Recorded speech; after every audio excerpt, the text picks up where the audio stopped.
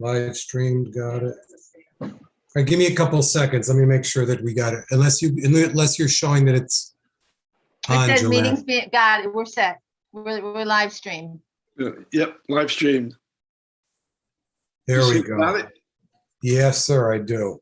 Okay. All right, so let's start.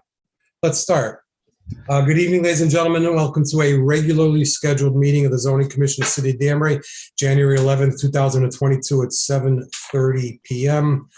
Let us begin now with a roll call. Ms. Fay. Here. Ms. Hylinski.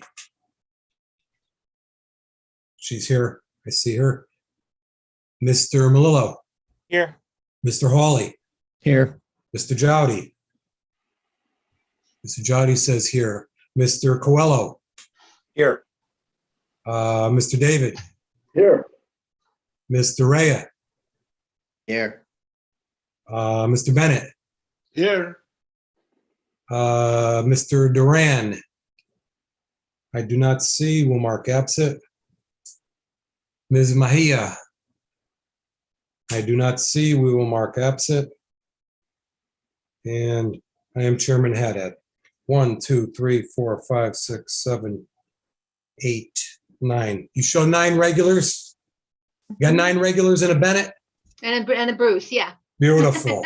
All right. Like that. Okay, thank you. In the pantry. The next regular meeting is scheduled for January 25th, 2022. Before I forget, while it's fresh in my mind, under reference only, we have a public hearing scheduled for January 26th, 2022. That should be 25. So I'll try to remember it again when we get to that point. That's all right. I will try to remember when we get to that point again, but Okay. when I saw this date here, it refreshed my memory. Mr. Melillo, please. If we would all please join Mr. Melillo in the Pledge of Allegiance. I pledge allegiance To the flag of the United States of America, to the republic, to the republic for which it one stands, nation, Under under nation, God, indivisible, with liberty and justice for all. Justice for all. Thank you, everyone. Thank you, Mr. Melillo. We got 2 sets of minutes everyone should have received. Let's do it separately. November 23rd, 2021 and Chairman? December 14th, 2021. Let's go with November 23rd. Mr. Melillo. Mr. Chairman, I would like to Yes, make sir. a motion. I would like to make a motion to rescind the nomination and election of chairman. I'm sorry, say again. I would like to make a motion to rescind the nomination and election of chairman. Under the acceptance of the minutes of November 23rd, Yes, 2021. yes, I would like to make a motion to rescind the nomination and election of chairman. Okay, so in plain English, that means I second. you would like to make a motion to cancel the election of chairman at the last meeting, To rescind that vote, yes. to rescind that vote. So is there somewhere that says that you can do that? I believe it's allowed under Robert's rules. I checked today, I didn't see it. Did you check with legal counsel? Did you? It's not my job. Well, If right you want- now, I would like to seek a legal opinion on whether or not we can do so. well, in our organizational business, we have nomination of election of vice chairman and appointment of ZBA subcommittee 3 members. I don't know what you have up your sleeve, but maybe it'll happen, maybe it won't, but it looks awfully bad as far as I'm concerned. I would like, Mr. Chairman, I would like to seek legal opinion regarding the right to make this motion. Hey, Mr. Chairman, I'd like to make another, can I make a motion, Mr. Chairman? We have a motion. There's a and there's a second on the motion, floor. there's a motion on the floor now. Apparently, Mr. Melillo wants to make a motion to rescind last meeting's vote for chairman. You want to I'll do second. you want to do an instant replay? Is that it? No, a motion to rescind eliminates the vote. A motion to rescind eliminates the vote. Yeah. 6-3 vote for chairman, and you want to now make a motion to rescind that. Yeah. And who made that second? Mr. Coelho. I'll second. Mr. Coelho. So there's a motion to rescind, and there is a second. Commission members, any discussion? Yes, I'd like to deny that, whatever you call that Mr. maneuver, okay? Chair recognizes Mr. David. Go ahead and make your comments, please. Yeah, I recognize the vote. I don't know what kind of BS this is, okay? And I like to make, if I get a chance, I'll make a motion to deny that. Well, you would then basically say that you would vote no to the motion. Thank you. Any other discussion? Any commission members? Any other, Mr. Jowdy? I don't think that we should go any further on this tonight. Let's move on, and if Mr. Malillo wants to carry it on, let him do so. Well, there's a motion by Mr. Malillo with a second, and we're in the discussion phase. Is there any other discussion? Is there any other discussion? Is there any other discussion? So there's a motion to, say again, to rescind the, Mr. Malillo. The nomination and election of chairman. There's a motion to rescind the nomination and the election of chairman by Mr. Malillo, second by Mr. Coelho. I guess we'll take a roll call. A yes is to carry the motion, and a no is to have the motion not carry. Mr. Malillo, Yes. Mr. Coelho, Yes. Ms. Fay, Yes. Ms. Hylinski, Yes. Mr. Hawley, No. Mr. Jowdy, No. Mr. David, No, deny. Mr. Rea. No. I will vote no. 1, 2, 3, 4, 5. 1, 2, 3, 4. So it's 5-4. That motion does not carry. Thank you, Mr. Chairman. You're very welcome. Thank you, commission members. So now we have acceptance of minutes, November 23rd, 2021 and December 14th, 2021. Let's begin with November 23rd, 2021. Commission members should have received that. Any comments? What's your pleasure? Is there a motion to accept these minutes? I'll make a motion to accept the minutes from November 23rd, 2021. Thank you very much. Motion made by Mr. Malillo. Is there a I'll second? second. Who said that? Ms. Fay? Thank you. Yes, I'll second that. Malillo, Fay. Any discussion? All those in favor signify by saying aye. All those opposed? November 23rd minutes have been accepted. December 14th, 2021, commission members, also you've received copies of this. Any comments or discussion on that? Is there a motion to accept these minutes? Commission members, anyone interested in making a motion to Mr. Rea? Mr. Rea makes a motion to accept the minutes. Is there a second? Second. Second by Mr. Hawley. Any discussion? Not hearing any discussion. All those in favor signify by saying aye. All those opposed? The ayes have it. These are accepted. Mr. Chairman, excuse me, before you get on, Joanne, could you just see if anybody's waiting to get in? You're muted, you're muted. No one waiting. Okay. I'm watching. Did Okay. we find out who iPhone was? No, they went away. Thank you very I much. asked them to identify themselves and they disappeared. Okay, thank you. Yeah, I just got a text. That's all, that somebody was waiting to get in. I don't have Thank you. anybody right now. I'm watching. Okay, thank you. Mhm. Thank you very much. Under organizational business, nomination and election of vice chairman. I think the last time it was 4-4. I'm not sure if it makes much difference if we should ask anyone if they want to switch votes. We do have another additional member here. So I think what we would do is we would just go to the two nominees and then go by roll call and see how everyone wants to cast their vote. However, I will state that Robert's Rules does allow someone to make a motion to reopen nominations. So with that said, anybody want to comment on that? I mean, is that good with everybody? Chairman, Mr. Malillo? I'm perfectly fine just voting the two people who were nominated at the last meeting. In fact, if it helps, I will make a motion that we vote for the two individuals who were nominated at the last meeting. Sounds good to me. Commission members, there's a motion to just stick with I'll the second. last two. There's a set by Mr. Malillo, second by Mr. Coelho. So what we're going to do is the nominees are Mr. Jowdy and Ms. Fay. So I'm going to read names and you're going to say who you're going to vote for. And does that sound fair? So we're gonna begin with Ms. Fay. Fay. Ms. Fay votes Ms. Fay.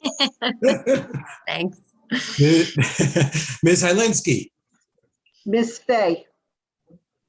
Mr. Malillo. Miss Fay. Mr. Hawley. Jody. Mr. Jowdy. Where are you? Mr. Jowdy, unmute. It sounds like Faye to me, but I'm not sure. Just kidding. Mr. Jowdy, how about if I say your name and you shake your head yes or you shake your head no? He doesn't know how to unmute. He told me. Come on, Rick. There you go. I Mr. do. Jo- Okay. Mr. Jowdy. I'm going to vote for Mr. Jowdy. Okay. Mr. Coelho. Miss Fay. Ms. Fay. Mr. Rea. Fay. Where are you? Say again. Fay. Fay. Mr. David. Miss Fay. Ms. Fay. I will vote for Jowdy. So it looks like we have 1, 2, 3, 4, 5, 6. 1, 2, 3. 6 to 3. Congratulations, Oh, Ms. wait a minute. Fay. I got 5-4. Yeah, 5-4. How's it 5-4? Well, I got voting in favor of Candace. I got Candace, Angie, Rob, Mike Coelho, and Milan. And Mike Joanne. Coelho. And And Joe, I Milan. thought he voted in Joe. favor of Jowdy. Did Joe No, vote? No, I voted for Miss Fay. yeah, Ray Okay, vote, 6-3. Okay, Yeah, got 6-3. it. Ms. Reed, you got 6-3? Yeah, now I got 6-3. I'm We good. got 6-3. For Fay. Ms. Fay, congratulations.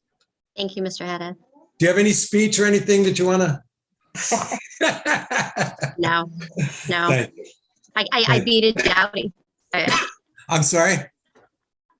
She said she beat a Jowdy. You know that ballot placement there? Last time. Look, For the last time. I don't want to start any wars, but don't try to beat Daniel Jowdy. That's a tough No, test. no, no. Hard to beat No. a Jowdy. I know, that's what I'm saying. Could be the first time we mentioned Daniel Jowdy at a zoning meeting. Okay. So, Ms. Hylinski, we saved this one for you from the last meeting because we're going to talk about the appointment of the ZBA subcommittee, and we weren't sure if this interests you or not, and we weren't sure if you were on it before, so I want to He just was. ask you if this interests you.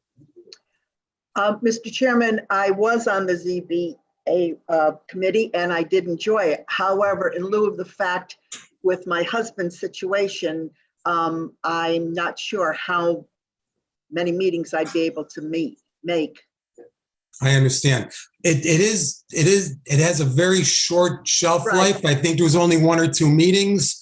If you feel like you want it on it and stay on it, and you can't make a particular inspection, that's fine. Somebody will cover for you. I'll leave the choice up to you. So Okay, if- don't feel it's essential if something pops up and you can't make it, because I thought you enjoyed it last time. I did, and if that's the case, yes, I would love to join it again. Thank Great. you. Okay. And also my heart and prayers to you and your family. Thank you. Absolutely. So there we go. We got one on this ZBA Mr. subcommittee. Mr. Chairman, Mr. Malillo. may I suggest that we look at a 4-member committee? That way, in case Ms. Hylinski is not able to make it, there would still be 3 individuals, so we could have a decent vote. I think it sounds great. So are you making yourself number two? I will accept an appointment to the ZBA subcommittee, yes. Thank you very much. And Mr. Jowdy, were you on it last time? No, he No, but wasn't. I would, no. Oh, you want to Got be some on? time now, so I want to be on the committee. Thanks. You do or you don't? I do. Okay. So let's look Okay. for that, let's look for that fourth. Is any commission members interested in this? Anybody else? Oh, Milan, is that your hand? yeah, that's my hand. Oh, because I could only Where's see, your face? your square only Well, I didn't contains a shave, so door I and a didn't want to hand. show, I didn't shave today, so I'm. Okay, I didn't either.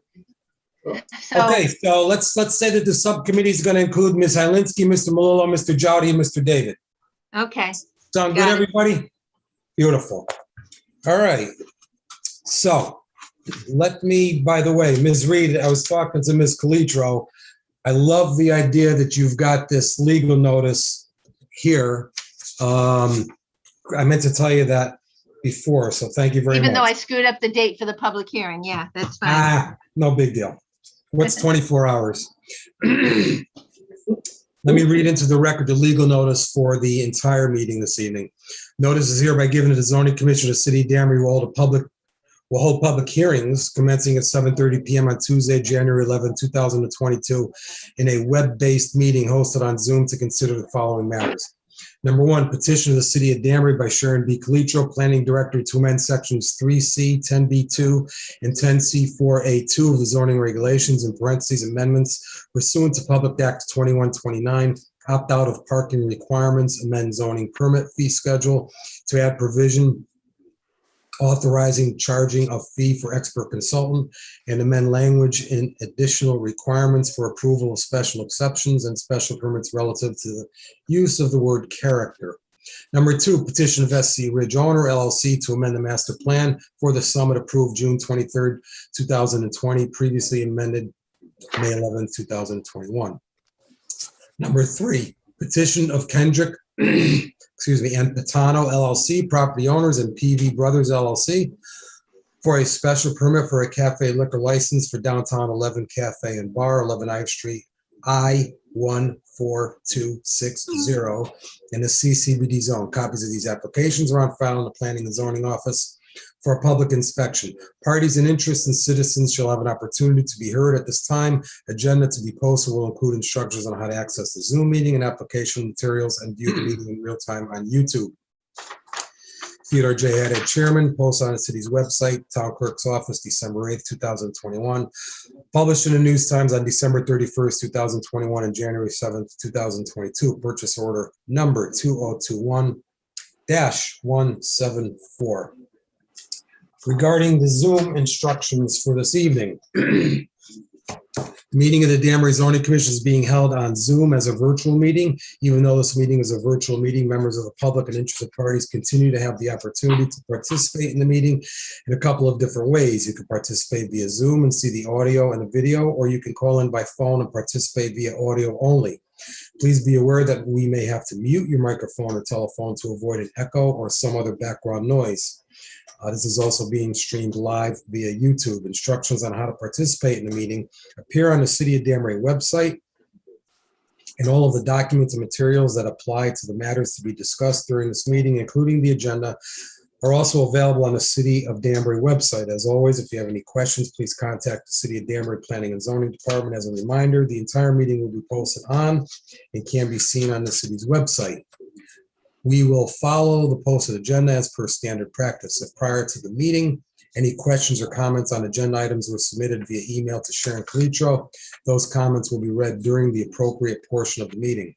Finally, please remember that technology glitches sometimes do occur. Please be patient if that happens. Okay, I think we did our housekeeping. First public hearing this evening is a petition of the City of Danbury by Sharon B. Calitro, Planning Director, to amend sections 3C, 10B2, and 10C4A2 of the zoning regulations, amendments pursuant to Public Act 2129, opt out of the parking requirements, amend zoning permit fee schedule to add provision authorizing charging a fee for expert consultant, and amend language in additional requirements for approval of special exceptions and special permits relative to the word character. So I'm going to have Ms. Calitro will do her staff report, but not right now. Let me get a couple of the small things out of the way.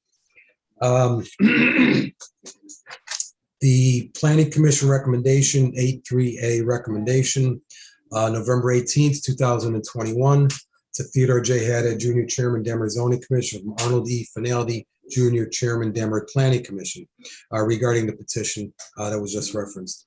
At the web-based Zoom meeting held on November 17, 2021, the City of Danbury Planning Commission voted to give the above referenced petition a positive recommendation for the following reasons. The city is in the best position to determine the required number of parking spaces for residential uses based on local demographics, conditions, and economic needs. The city has previously utilized a similar process for complicated engineering-related reviews when municipal employees lack the needed expertise in a specific field. An elimination of the word character will eliminate any possible ambiguity associated in its use. Mr. Uris made the motion to give this a positive recommendation. Mrs. Hofstadter seconded the motion and it was passed unanimously by voice vote with 5 ayes, Mr. Chiocchio, Mrs. Hofstadter, Mr. Saldane, Mr. Uris, and Chairman Finaldi. Additionally, 8-3B, we send an attached copy to the Western Connecticut Council of, what do we call it? Western Connecticut Council of Governments. Is that correct? Of government. Whatever. The opinion of Westcog staff is that the proposals of local interest with minimal intermunicipal impact. Therefore, it is not being forwarded to adjacent municipalities, and the regional staff is making no comment. So now I will call upon Ms. Calitro to read the staff report. Ms. Calitro. Thank you. Ms. Reed, could you be sure no one's in the waiting room? No one's in the waiting room. Okay. Thank you. Okay. Okay, thank you, Mr. Chairman. Yeah, on behalf of the city, I have submitted a petition to amend several sections of the regulations. I'll read my staff report relative to that, dated November 9th, 2021, to the City of Danbury Planning Commission and the City of Danbury Zoning Commission. And it's a petition to amend the zoning regulations, section 3C, 10B2, and 10C4A2. Public Act 21-29, or PA 2129, was approved on June 10th, 2021. This Public Act provides for revisions to the state zoning enabling act that affects various aspects of municipal land use regulations. The city's petition focuses on 3 aspects of PA 2129 that are effective as of October 1st, as noted below. Number 1, opt out of reduced parking requirements of PA 2129.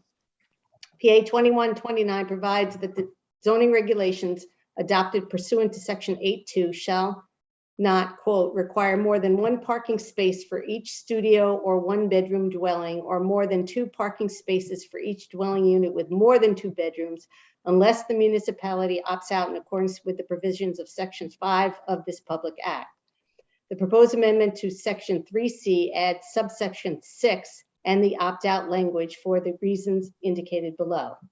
The city's parking space requirements are provided in section 8C4 of the zoning regulations. For 1, 2, and 3 family dwellings, the zoning regulations require 2 spaces per unit and 1 space per 2 resident employees, if any.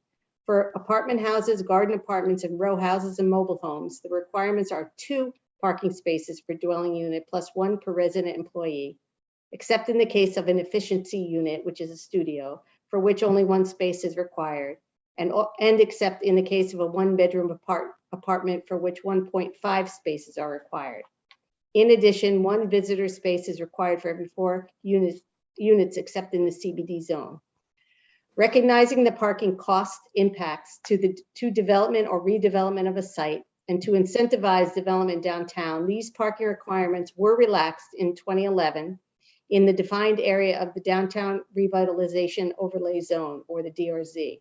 In this zone, parking requirements are 1.5 spaces for a 2-bedroom unit with no visitor space requirements for RH3 zone properties in the DRZ. Additionally, there is no required on-site employee parking where employers provide parking in public spaces regardless of the distance to the use. Section 8C1B5. The shared parking provisions of Section 8C1 also provide for additional incentives to reduce the number of spaces in certain zones and under certain conditions. Based on adjustments to parking requirements over the years, it is evident that Danbury recognizes the significant said requirements play in the role of economic development. The above noted reductions and shared parking allowances that currently exist in the zoning regulations have been utilized often and have helped decrease costs associated with the development, as parking could be reduced and or eliminated. While the state's efforts to limit parking as provided in the changes to CGS Section 8.2 by PA 2129 can be commended, the city is best positioned to determine the required number of parking spaces for said residential uses based on local demographics, conditions, and economic needs. The city is aware of its needs based on its growth patterns, proximity of land uses to public parking, and resident requirements, and would prefer to be able to adjust said parking standards in the future as needed and in a sustainable manner. Any future revisions to the parking requirements will be considered and evaluated to ensure the regulations continue to meet the needs of city residents. By approving the proposed amendment to Section 3C and opting out of these provisions of the Public Act, the city will be able to continue to do just that. The Public Act also requires the City Council to opt out. Staff will submit this request once the Zoning Commission acts. This is the same process undertaken when the Zoning Commission opted out of the requirement to allow temporary healthcare structures in 2017. Number 2, add fee for expert consultants. PA 21-29 provides through amendments to CGS Section 8-1C that a municipality may, by regulation, require any person applying to the Planning or Zoning Commission or Zoning Board of Appeals or Inland Wetlands Commission, REIC, for approval of any application to pay the cost of reasonable fees associated with any necessary review by consultants with expertise in land use of any particular technical aspect of such application for the benefit of such board or commission. The Public Act contains additional language relative to use of said fees and the return of unused fees. The zoning regulations in Section 10B2 identifies fees related to land use applications submitted to the Planning Commission, Zoning Commission, and ZBA. Fees for EIC applications are contained in the EIC regulations. The proposed amendment to Section 10B2 to add subsection K provides for said expert consultant fee and sets forth the process by which such fees shall be paid to the city, dispersed to the expert consultant, and if there is an excess amount, returned to the applicant. The city has in the past, and upon agreement with applicants, utilized a similar format to review complicated floodplain analyses on certain land use applications, particularly when there has not been expertise in the subject area that could be provided by a municipal employee. A similar amendment may be presented to EIC if determined necessary. And number 3, to amend Section 10C4A2 to delete the word, in quotes, character, and add new language to clarify that special exceptions and special permits must be found to be designed in a manner which is in conformity with the physical characteristics and structures of the neighborhood and district. PA 2129 provides that zoning regulations shall not be applied to deny any land use application, including for any site plan approval, special permit, special exception, or other zoning approval on the basis of a district's character, unless the character is expressly articulated in such regulations by clear and explicit physical standards for site work and structures. To remove any potential ambiguity associated with use of the term character, the amendment is proposed to delete said word and replace it as noted. Other aspects of the Public Act will be addressed in the future as necessary and as determined by staff. In the case of the proposed amendments, we urge adoption. Thank you for your consideration. Thank you, Ms. Calitro. I think everything has been read in. Yes. Is there anyone wishing to speak in favor of this petition? I see a hand. I see Mr. Dodo's hand. Mr. Dodo. Yes, good evening, Chairman, members Good of evening, the Mr. Dodo. Zoning Commission. I'm Benjamin Dodo, 17 Ridge Road in Danbury, and I'm just here to speak in favor of the parking opt-out. As Sharon had said, I think Danbury does its job in addressing this issue. I don't think Public Act 2129 was intended to deal with Danbury's parking regs. I think it had to do with bigger pictures in Tonier Town. So I just want to speak in favor of the number one for the opt-out of the parking requirements. That's it. That's it. That's it. Wow. Not much from you tonight. Well, maybe a little later. So compared to last meetings. Yes. Thank you. Yes. Anyone else wishing to speak in favor of this petition? I see Councilman Rotello. Councilman Rotello, you have the floor. Thank you, Mr. Chairman. Paul Rotello for the record, 13 Linden Place, Danbury. I'm also joining with Ben on this one. Dodo has put me down in favor. Thank you. Thank you very much, Councilman Rotello. Anyone else wishing to speak in favor of this petition? Anyone else wishing to speak in favor of this petition? Anyone else wishing to speak in favor of this petition? Mr. Chairman, obviously, I read my own staff report, but it's our petition. We're obviously in favor. I'll answer, obviously, any questions that the commission will have. I didn't know if I needed to, again, speak in favor. But I'm more than willing to explain anything in more detail if anybody has any questions. Thank you. We will. Anyone else wishing to speak in favor of this petition? Anyone wishing to speak in opposition to this petition? Anyone wishing to speak in opposition to this petition? Anyone wishing to speak in opposition to this petition? Commission members, we have, Mr. Dodo wants to make another comment before we go to Ms. Calitro for questions. Mr. Dodo.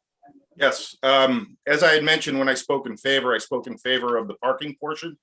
I would like to speak against the removal of the word character and replacement with physical site characteristics.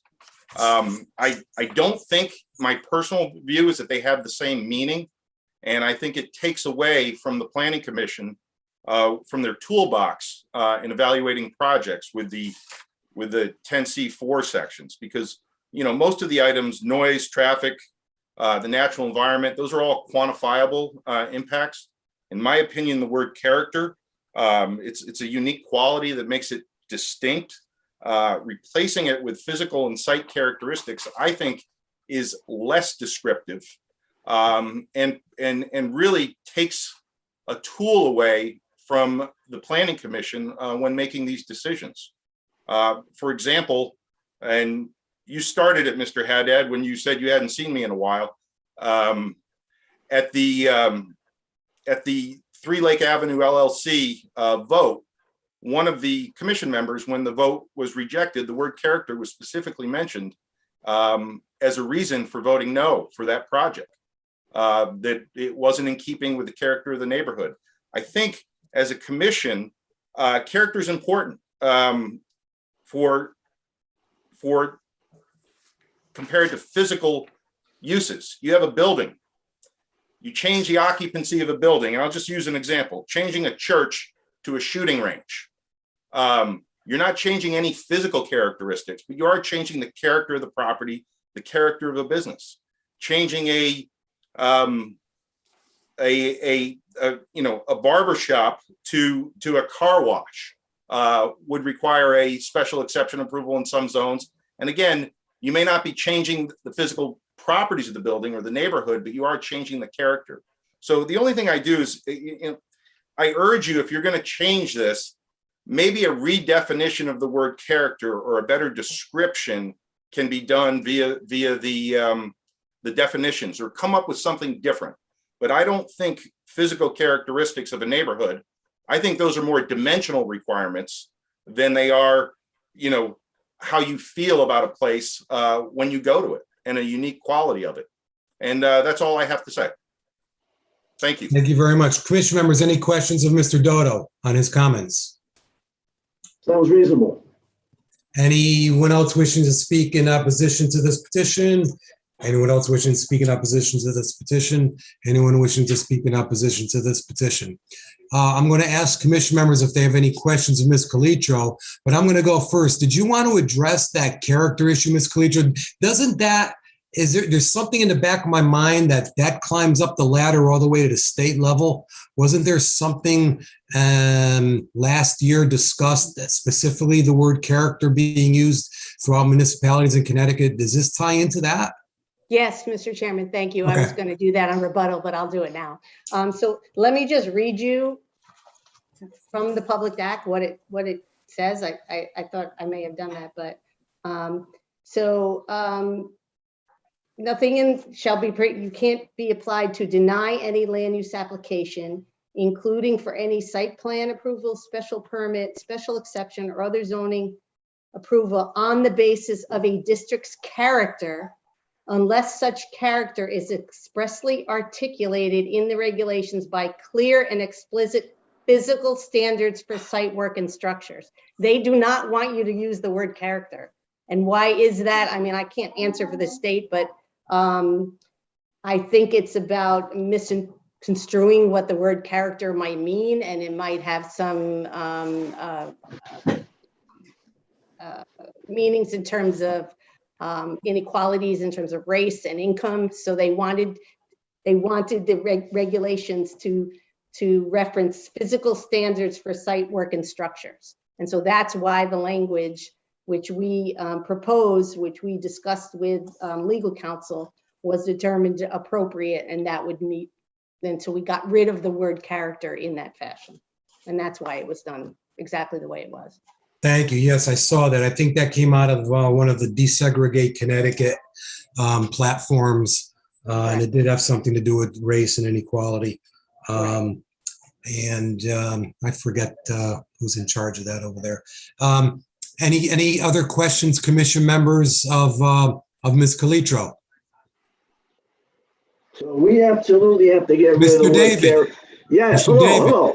Yes, Go ahead. hello. Go ahead, speak. We have to absolutely get rid of the word character because of the state law. Is that? Basically, if I can answer through the chair. Yes, go ahead, Ms. Calitro. She said basically, Mr. David. Yeah, because they want it, they don't want that word left out there that somebody could misconstrue that it might mean something related to race or income. And so that you're keeping something from going in based on somebody's race or some person's income. So they want. Can't you say not something that says you're not detrimenting race or whatever? Because I agree with Mr. Dodo about the character of a neighborhood, the character of the environment, and how else do you express that? Mr. Chairman. Mr. Yes, Chairman, Ms. Calitro, please. Okay. Through the chair. So the proposed amendment is to delete the words in that section.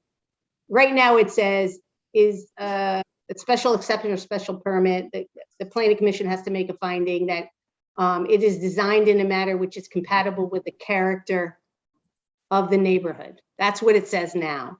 And what we're proposing to say, it is designed in a manner which is in conformity with the physical characteristics and structures of the neighborhood and district. So we're getting rid of the use of the word character and inserting instead words that have to do with physical characteristics of what's there, so that nobody can misconstrue that a use or something would go in or wouldn't go in based on some inequalities. I understand Mr. Dodo and Mr. David's concern. I was following it up at the state level, but I think Ms. Calitro's clarification by creating a new Danbury definition of the word character accomplishes the same thing without saying character. I think it's a good. I don't know whether it does because we're saying characteristics. I mean, we're using the same, just a different form of the exact same word. So whatever the issue or the concern is with the word character, we're using that same word in the new definition. So I think we're not fixing whatever it was the state set out to fix, and we're further complicating what is now a plain meaning.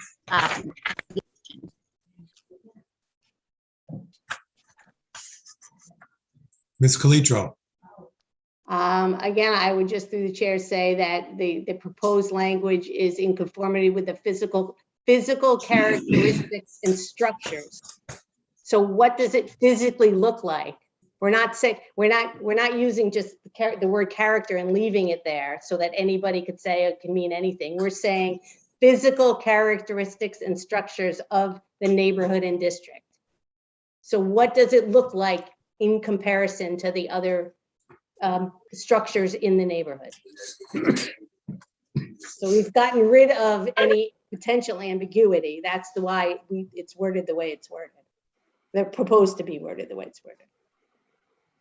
I mean, we could always give it a go and come back, and if we think it's not working or there's some confusion about it, but so that we are addressing what the Public Act says, I think it's better to get rid of the word, obviously. Just the broad word character. So nobody can misconstrue that it might mean something related to race and inequality and incomes.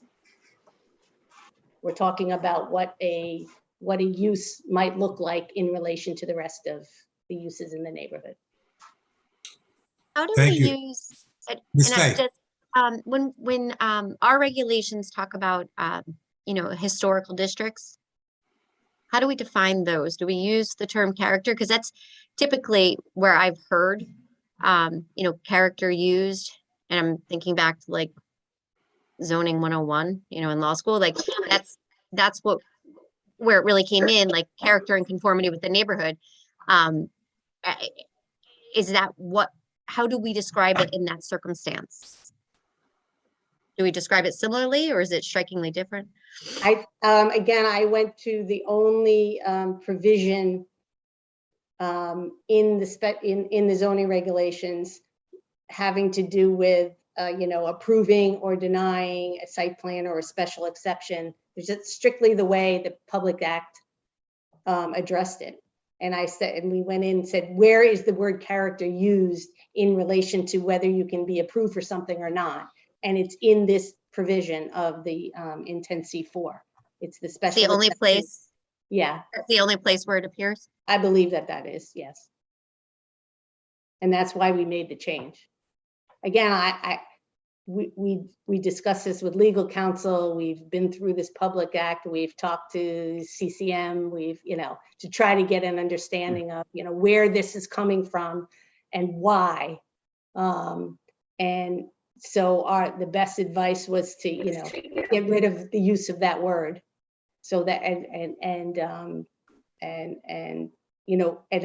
and related to the characteristics of the physical characteristics of the district or the neighborhood.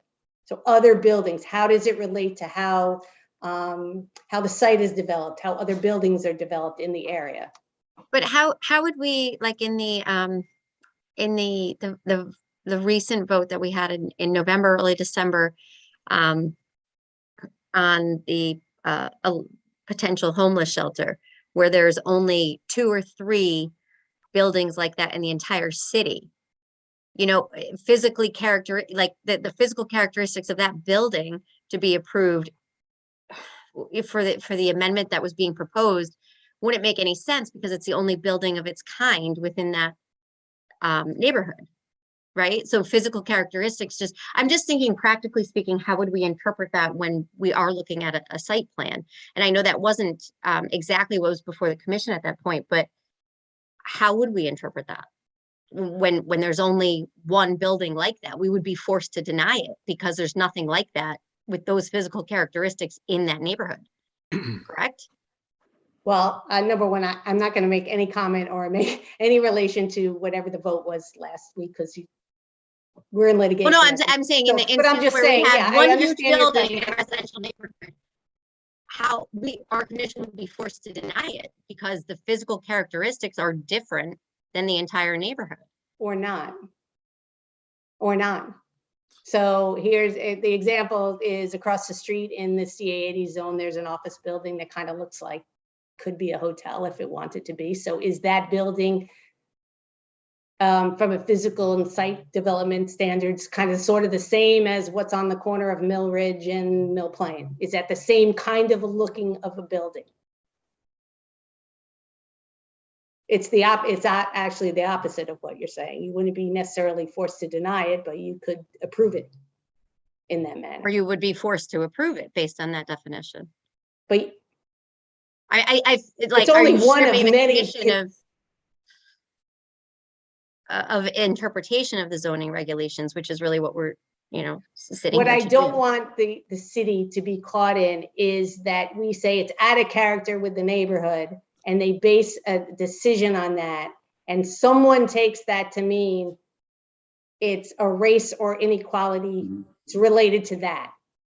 And so what I've tried to do is come up with language with Corporation Counsel that gets us as far away from that as possible. If this isn't perfect, fine, we'll come back to it. But I mean, we've never been interpreted, cannot be interpreted in Danbury to mean that. And I don't want it to be taken as that. And I think that's what the state was kind of saying without saying it. They didn't want to use the word character to be associated with exclusionary zoning, race and inequality, income related decisions. So this is our I understand, what both the state and your office are trying to accomplish, and I get that. And I don't want Danbury to be in that position either. I'm struggling with the fact that like zoning regulations exist to keep character of neighborhoods, right? And for lack of a better term, blight ordinances exist for the same reason. So, if we were to say that, it's a tall building, it's got 4 walls, therefore it's in conformity with the neighborhood, I just feel as though we're really like stripping the commission of what it's here to adjudicate. Like what is the traffic like? What are all the other things that we're supposed to consider that really are characteristics that go beyond the structure that's being proposed? I mean, zoning isn't just about the physical building, right? It's about the entire neighborhood and what makes sense in that neighborhood. And is there a drive-through? And, all of those questions that we opine upon. I just feel like if we just say physical characteristics, we're not accomplishing exactly what the zoning commission is supposed to do.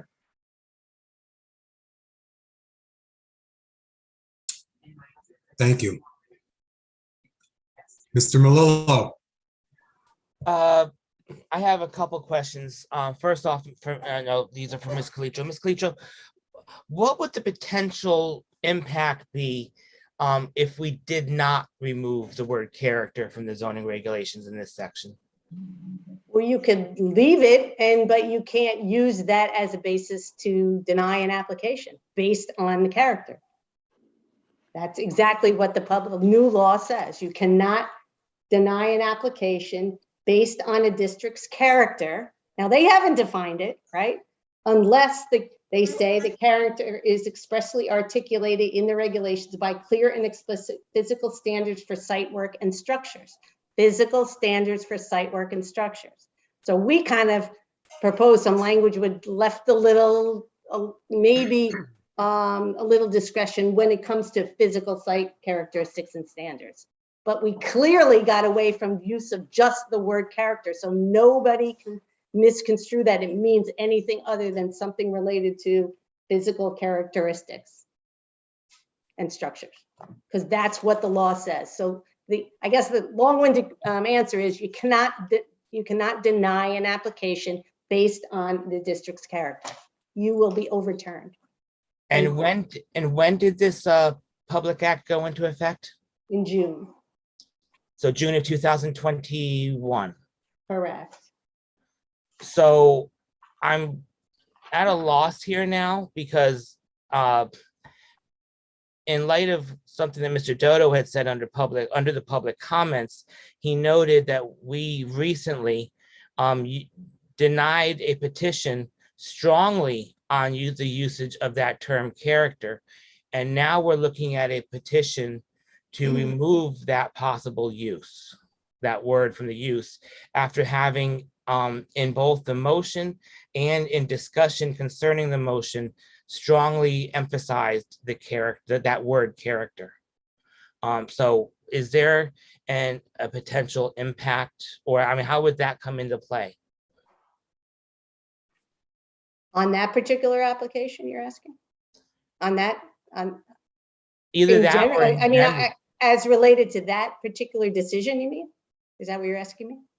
I'm not sure if I'm asking in relation to that particular petition or any other particular petition where it was used maybe since June or just in general. I'm not quite sure. Well, I would be advising you not to use that word character in a decision unless, again, it says, I'm reading from unless the regulations it is expressly articulated in the regulations by clear and explicit physical standards for site work and structures. So you couldn't use that as a basis. You can't just say it's out of character. That's the reason I deny it. You can't say that anymore.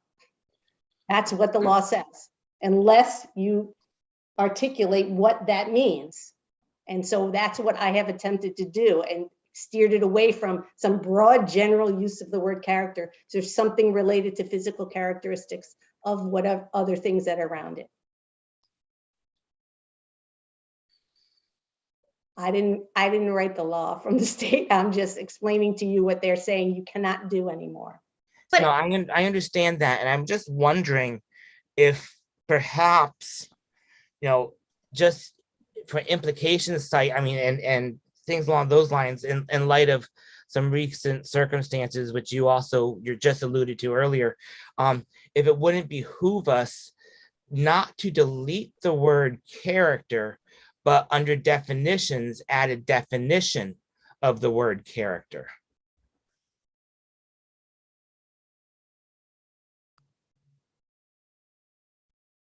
That, I guess, could be one possible way to do it. This was what we've, with legal counsel and discussions with CCM, felt like this would address it and would be appropriate. We could take it another step at a different time if we wanted to. I would just caution you and any commission, you are in the planning commission, that you just couldn't deny an application based on its character. I wouldn't say, I would say deny it, because that's what the law says. It can't be used to deny it. Wouldn't that mean, I'm sorry, but wouldn't that mean that, like, when you're looking at things as bold as residential and commercial character, right? Those are characters of a neighborhood. So I mean, this is exactly what zoning is here to do, is to preserve and maintain characters of neighborhoods. So you're just really eviscerating, I think, zoning altogether. And I know it's not you, Sharon. I don't mean to come at you. I know this is, legislation, but it doesn't seem to make sense. And Rob's suggestion, of maybe defining character and how our commission, how our regulations will interpret it would make more sense. Because I think zoning is entirely determining the character of the use that use appropriate in that zone. It should, that's exactly what the zoning regulations do. That's the character of a neighborhood, whether it's residential, whether it's commercial, is it light industrial use? Is it this, is that? That's the character of the neighborhood. So those go beyond physical characteristics. again, the only thing I can respond to is that this is the way it's written, unless the character is expressly articulated in the regulations by clear and explicit physical standards for site work and structures. That's what they said. Well, that could bring us back to what Mr. Malillo said, and that would be to define in our regulations what character means. Well, I I'm guess. saying it has to be explicit, clear and explicit physical standards for site work and structures, site work and structures. Is there a time frame? Is there a window on this opt-out that we have to do No, something so by? the opt-out is only in relation to the parking. Okay, This part of the petition is in relation to the use of the word character. And the other one is in, just to add, and it's an amendment to allow us to fees. charge applicants for fees. The opt-out only relates to the parking. So, Okay. I mean, if there's a portion of the petition that, we want to reconsider, that's fine. I would urge you to opt out of the parking so we can follow that through with the council at the council level, as that affects, site plans. I would then caution as consideration of, if there was going to be a denial on using the word character until we get to a point where we've addressed these concerns. And obviously, I don't think the consultant fee is really debatable. I mean, I think that's pretty innocuous for us to do that. So I'm more than willing to go back and reconsider that, but I would urge you to, separate that one section out of the petition, which I think you are entitled to do. Yeah, agreed. Mr. Chairman, excuse me. Mr. Coelho, is that you? Yeah, just Yes. a thought, if I may. If we don't like if we're not allowed to use the word character, or we don't like the word characteristics, I mean, we could, if it helps, can we pick a synonym to that? So just a thought. Besides, if you want to use a definition, you can use a definition like, Rob said, but maybe there's a word, I just quickly looked up a couple of them myself, the characteristics and character, if that helps. Just a thought. Thank you. Ms. Calitro, any comments on that? No, I mean, that's good. That's a good suggestion. I would just, again, we could start with the change, or we can leave it the way it is and go back and relook at it again. I'm more than willing to do that, and have further discussions and define and try to come up with a definition. Again, I would just say to this commission, as well as the planning commission, you cannot now deny an application based on character, because we haven't defined it in any such way, and that would be a legal problem if that's one of the reasons. I'm sure, and most of the time there are numerous other reasons. It's not just one reason, Right. Which is the same for any recent decision or decisions, in the past. It's a multitude of of reasons why something is denied. Thank you. Commission members, anything else of Ms. Calitro? Mr. Hawley, I see your hand. Unmute. Yep, thank you. Could you touch upon how opting out of the parking requirement might affect traffic in Danbury? As we know, traffic in Danbury is pretty bad. So if we're increasing the parking in Danbury, is that going to be more cars are going to be on the roads? And then how would that mean for if we didn't opt out of it? Would that mean less cars on the road? No, I would say that we, and as many commission members who I've known for a while, we've been looking at the parking regulations. We're in the middle of the POCD, and the 2019 TOD study recommended going back to look at the parking regulations. What I'd like to be able to do, and what I think is appropriate for Danbury, is to regulate itself and not have the state tell us you can only require one space, because maybe one space just isn't enough based on our demographics. Not 169 towns are not all the same, right? So the opt-out provision just allows us to make any amendments that we need to do based on our own conditions. In terms of additional traffic, nothing will change at the moment. And I could tell you that anything we're looking at would only be to reduce the parking requirements and not to require any more. If we're able to do things on our own and not have the state mandate those, set those limits to us. Besides the fact that I do think that that requirement was kind of a holdover from some other things that were in this public act that eventually got taken out, and the parking, that parking requirement did not get taken out. So it's kind of left there, kind of floating around. But again, I think we're better suited to make the changes that we need to serve our community and do it ourselves without having the state. I mean, I get what they're trying to do, but you know, we have to have some home rule here, and we need to regulate ourselves. Thank you, Ms. Calitro. You good with that, Mr. Hawley? Thank you. Anything else of Ms. Calitro at this time? Commission members, anything else of Ms. Calitro at this time? So I would look to see if anyone wants to make a motion to close this public hearing. Close the public hearing. Or continue to close, or continue the public hearing? Motion. I don't want to- Mayor, you have your hand up? I'm sorry, Mr. Chairman. I just wanted to speak on item number 2. I may have jumped the gun here. Hold on one second. You wanted to talk on public hearing SC Ridge? Yes, sir. You're a little early. Thank you for your aggressiveness. I'm just anxious to speak with you, Chairman. Thank you. Sorry. All right. Commission members, is there a motion to close the public hearing of the petition of Sharon B. Calitro? Anybody have any comments? Anybody want to continue the public hearing and move on to number 2? I'll make a I motion. move- Mr. Malillo. You Oops, who's up? Mr. want to Malillo. draw? Huh? But I made a moved motion to close the close. Mr. Malillo made a motion to close the public hearing. Is there a I second? second. Second by Mr. David. Any discussion? All those in favor signify by saying aye. Aye. All those Aye. opposed, Aye. this public hearing is closed. Okay, let's go to, let me get this out of the way.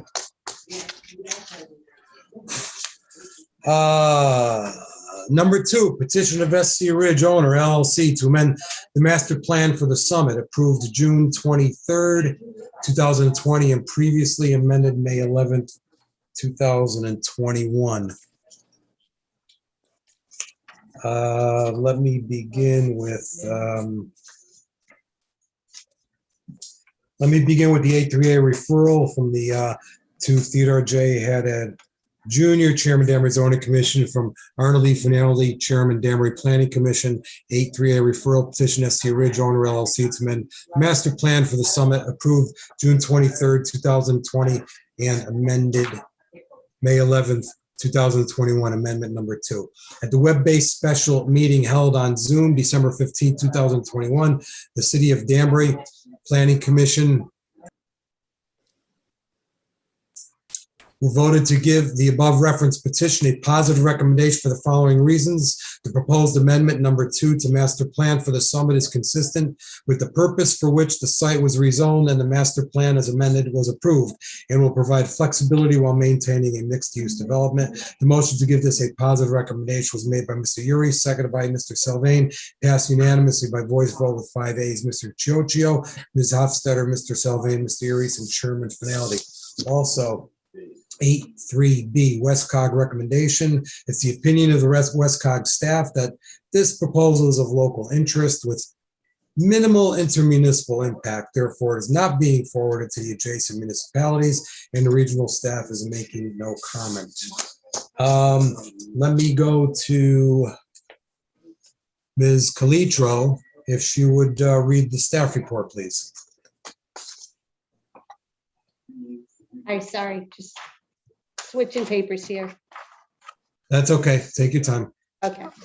To the City of Danbury Planning Commission, City of Danbury Zoning Commission, from me, Sharon B. Calitro, dated December 9th, 2021, regarding petition to amend the master plan for the summit, second amendment number 2, petitioner SC Ridge owner LLC.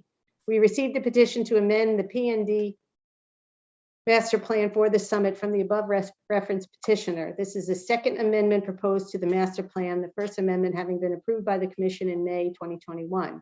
The master plan was approved in June 2020. The Summit PND located at 100 Reserve Road is 99.53 acres in size and is identified as tax assessor lot C16022.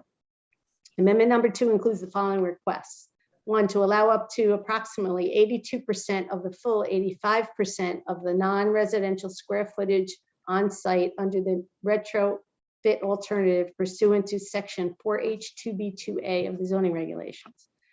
2, to approve use of a portion of the site for the city's secondary school referred to as the Danbury Career Academy. 3, to approve a decrease from 404 residential units to a minimum of 180 residential units. And 4, without exceeding the new maximum non-residential building floor area requested at 1,036,250 square feet to amend the minimum and maximum square footage for the non-residential use categories to provide flexibility in leasing space within the existing building. The reasons why the petitioner argues that this petition should be granted are contained in a letter from the petitioner's agent, Attorney Thomas Beecher, dated November 18th, 2021, revised November 29th, 2021. Comments on the proposed amendments. 1, request to increase the non-residential building floor area on site to 1,036,250 square feet. The PND zoning regulations were amended in May of 2021 to allow an increase in the maximum non-residential building floor area on the site from 75 to 85% of the existing building gross floor area.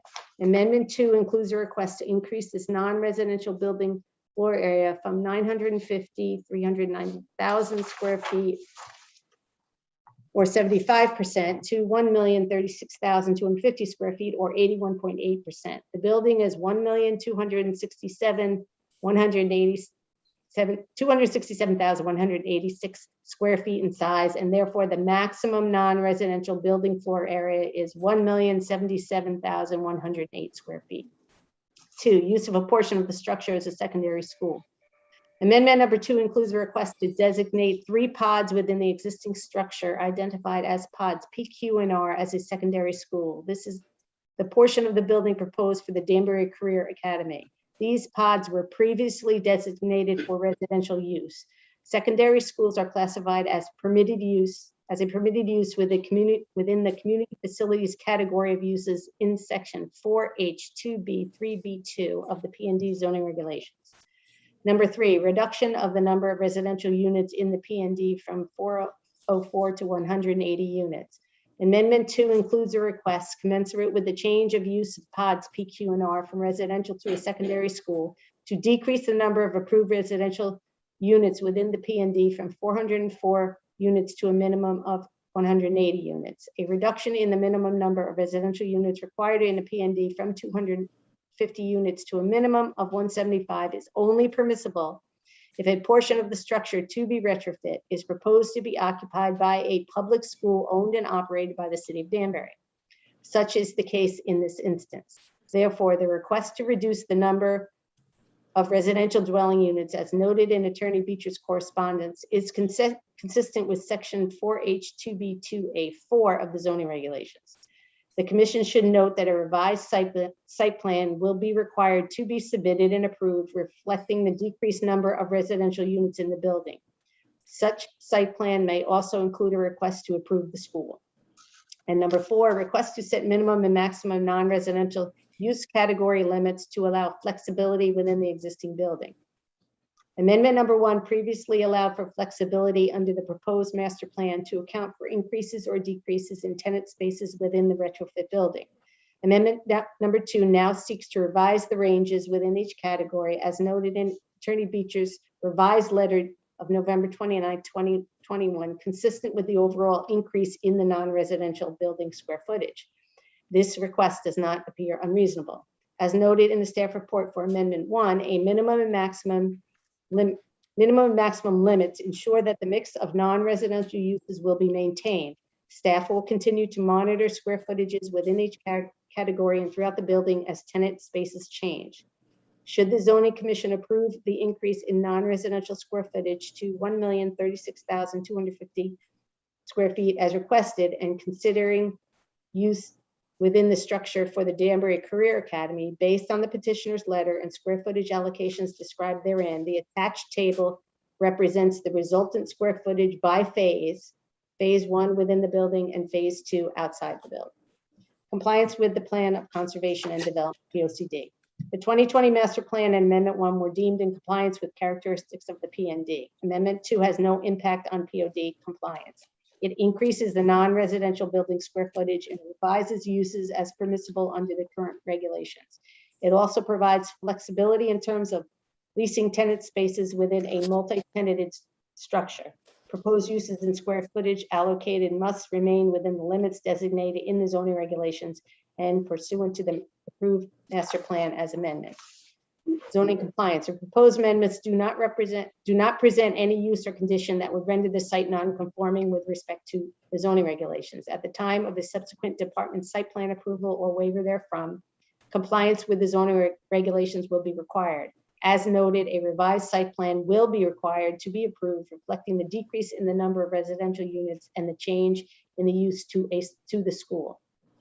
Criteria for approval. Amendment 2 to the Summit Master Plan meets the criteria for approval noted in Section 4H3C of the PND regulations and will maintain a site that is compliant with the POCD and the purpose for which it was rezoned. The retrofitting of a portion of the existing building for a Danbury public school is beneficial to the city.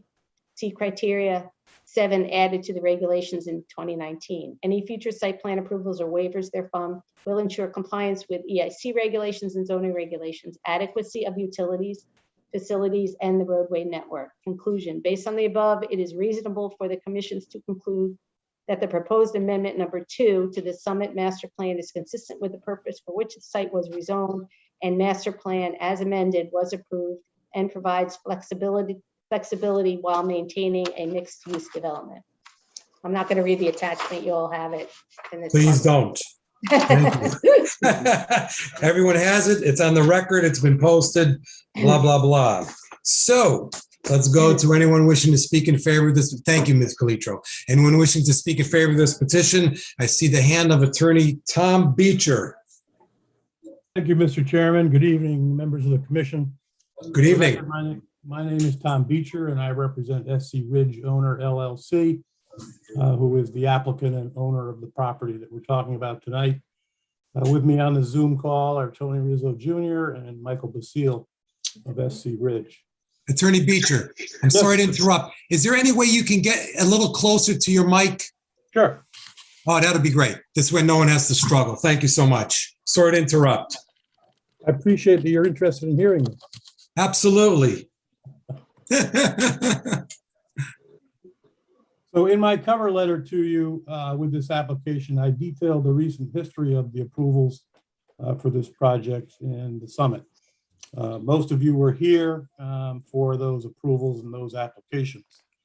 There's 2 primary reasons why we're here with this second application for an amendment to the master plan.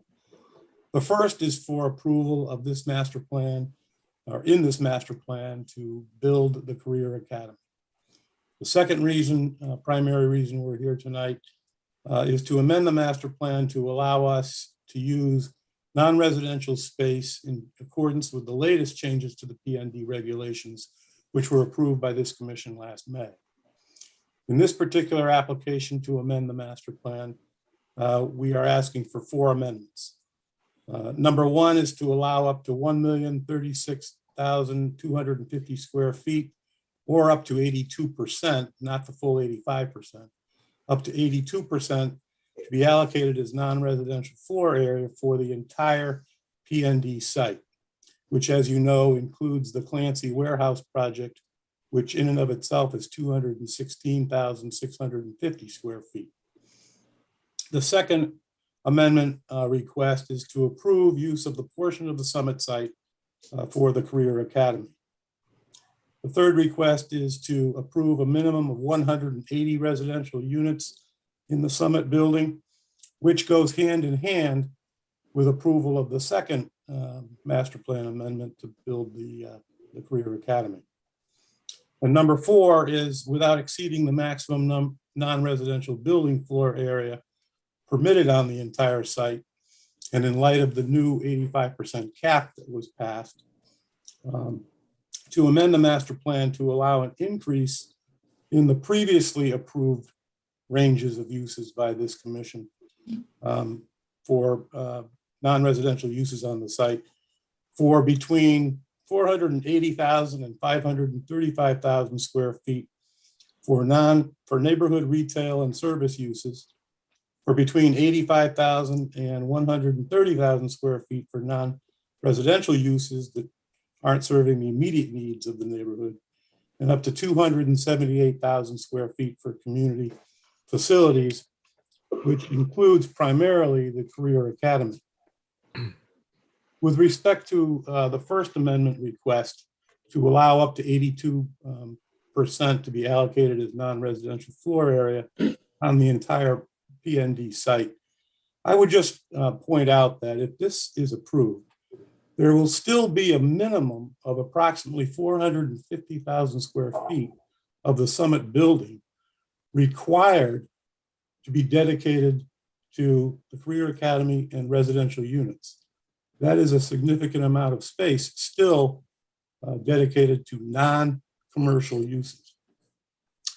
We have a real need for this particular amendment, as New Vance Health would like to expand the amount of office space that they have in the building, and we have a prospective tenant that's interested in leasing 13,000 square feet for offices. As you all recall, and as Sharon's report points out, and as I just referred, there are three types of non-residential uses in a PND site.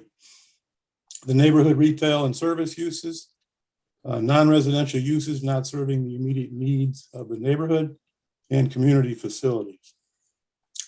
Not every square foot of the Summit building is actual tenant space. And let me go through what I mean by that. The current projected non-residential uses within the existing 1,267,186 square foot building break down as follows. We're projecting neighborhood retail and service uses to be 520,997 square feet. We project the non-residential uses not serving the immediate needs of the neighborhood to be 95,929 square feet. And we're projecting community facilities to total 215,969 square feet. And this includes the Career Academy. The total of those three actual uses, tenant spaces, is 832,895 square feet. But then there's other non-residential space, which is just for lobby, facilities, hallways, and common areas. But yet that adds up to 189,878 square feet. That's a lot of space, but it's not all tenant space. So I just want you to understand that when we look to increase, we're not dedicating 1 million square feet on that property to actual tenant space. And to round out the 1.2 million square feet, there will still be the residential space in the other three pods of 244,413 square feet. Again, significant space dedicated to residential. And this is all laid out in the summary that I attached to my letters, as well as the summary that was attached to Sharon's report. Our second amendment request is to approve use of a portion of the Summit for the Career Academy. The Career Academy would be located in pods P, Q, and R, which are on the west side of the Summit building. These pods were previously approved as apartments in the approved master plan. And this space is approximately 203,000 square feet. The PND regulations were amended by this commission last May to permit a secondary school, which is owned and operated by the city of Danbury. We're here now to actually ask you to amend the master plan to allow such a school to actually be built on this property. Our third amendment goes hand in hand with that one. And this one is to amend to essentially allow us to build a minimum of 180 residential units if the school is built. Last May, this commission approved an amendment to the PND regulations that actually permitted a minimum of 175 units if a portion of the retrofit building is proposed to be occupied by a school owned and operated by the city of Danbury. In this instance, the Career Academy is the secondary school, and it will be owned and operated by the city of Danbury. And therefore, my client seeks to have 180 residential units approved as the minimum number of residential units in this master plan. These units will be located in the remaining west side pods, which are K, L, and M. The original approved master plan permitted up to 404 residential units. We have site plan approval from the department that was issued last June for 360 residential units in the 6 pods. Now that 1/2 of the residential pods will be dedicated to the Career Academy, we're now looking to have a minimum of 180 units, which is half of the 360. That's why we're asking for 180. With respect to our last request, back in May, this commission approved a change to the master plan to allow some flexible ranges in the 3 types of uses. If the commission approves the increase of non-residential space tonight to 82% as requested, then this request is really just asking to go up slightly in our ranges for the 3 types of uses to match that increase in space. The reasons we gave in May are the same, concepts are the same. And as the commission agreed last time, this amendment permits some degree of interchangeability and flexibility between the 3 different types of non-residential uses, so that we don't have to come back to you each time there's a change in tenancy that might push us slightly above the level that's stated in the master plan. I told you we're projecting 520,000 square feet of neighborhood retail and service uses. If that was locked in, and we happen to have someone who wants 5,000 square feet of space, we'd have to come back and ask you permission to amend the master plan to go up to 525. Here, we're asking for a range for that particular type of use up to 535,000, because we may interchange the parts depending on what tenant may come in seeking to rent space in the Summit. So once again, we've suggested what we believe to be a reasonable range so that the integrity of the mix of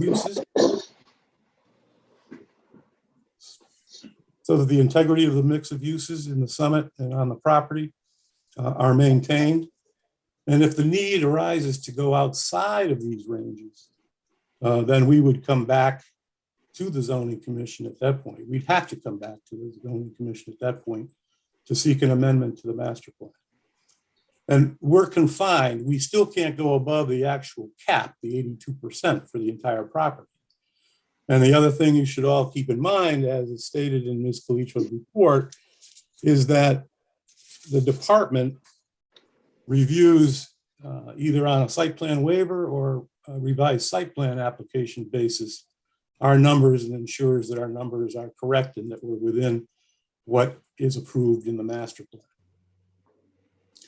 The request for up to 278,000 square feet as a range for the community facilities is driven primarily by the Career Academy, which will use 203,173 square feet within the existing Summit building.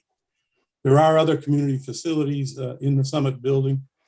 And in addition, the city contemplates construction of additional space on the west side of the existing Summit building under the school pods. And essentially a ground floor to those pods, which would be for the school, and that would be approximately 57,000 additional square feet. So that's how we came to a range going up to 278,000 square feet. Pursuant to the PND regulations, however, community facilities on this particular site are actually allowed to go up to 433,000 square feet. So we're nowhere near that level in our request for this range. And again, to be clear, allowing these ranges does not allow for us to exceed the total maximum non-residential space cap allowed by the regulations or by the master plan. As I've always noted in these presentations, section 4H1 of the PND zone regulations states, quote, "It is intended that the planned neighborhood development regulations will permit flexibility in the design and development of large tracts of land or the retrofitting of obsolete commercial or industrial buildings," close quote. This requested amendment is consistent with that flexibility that's outlined in that particular section of the regulation.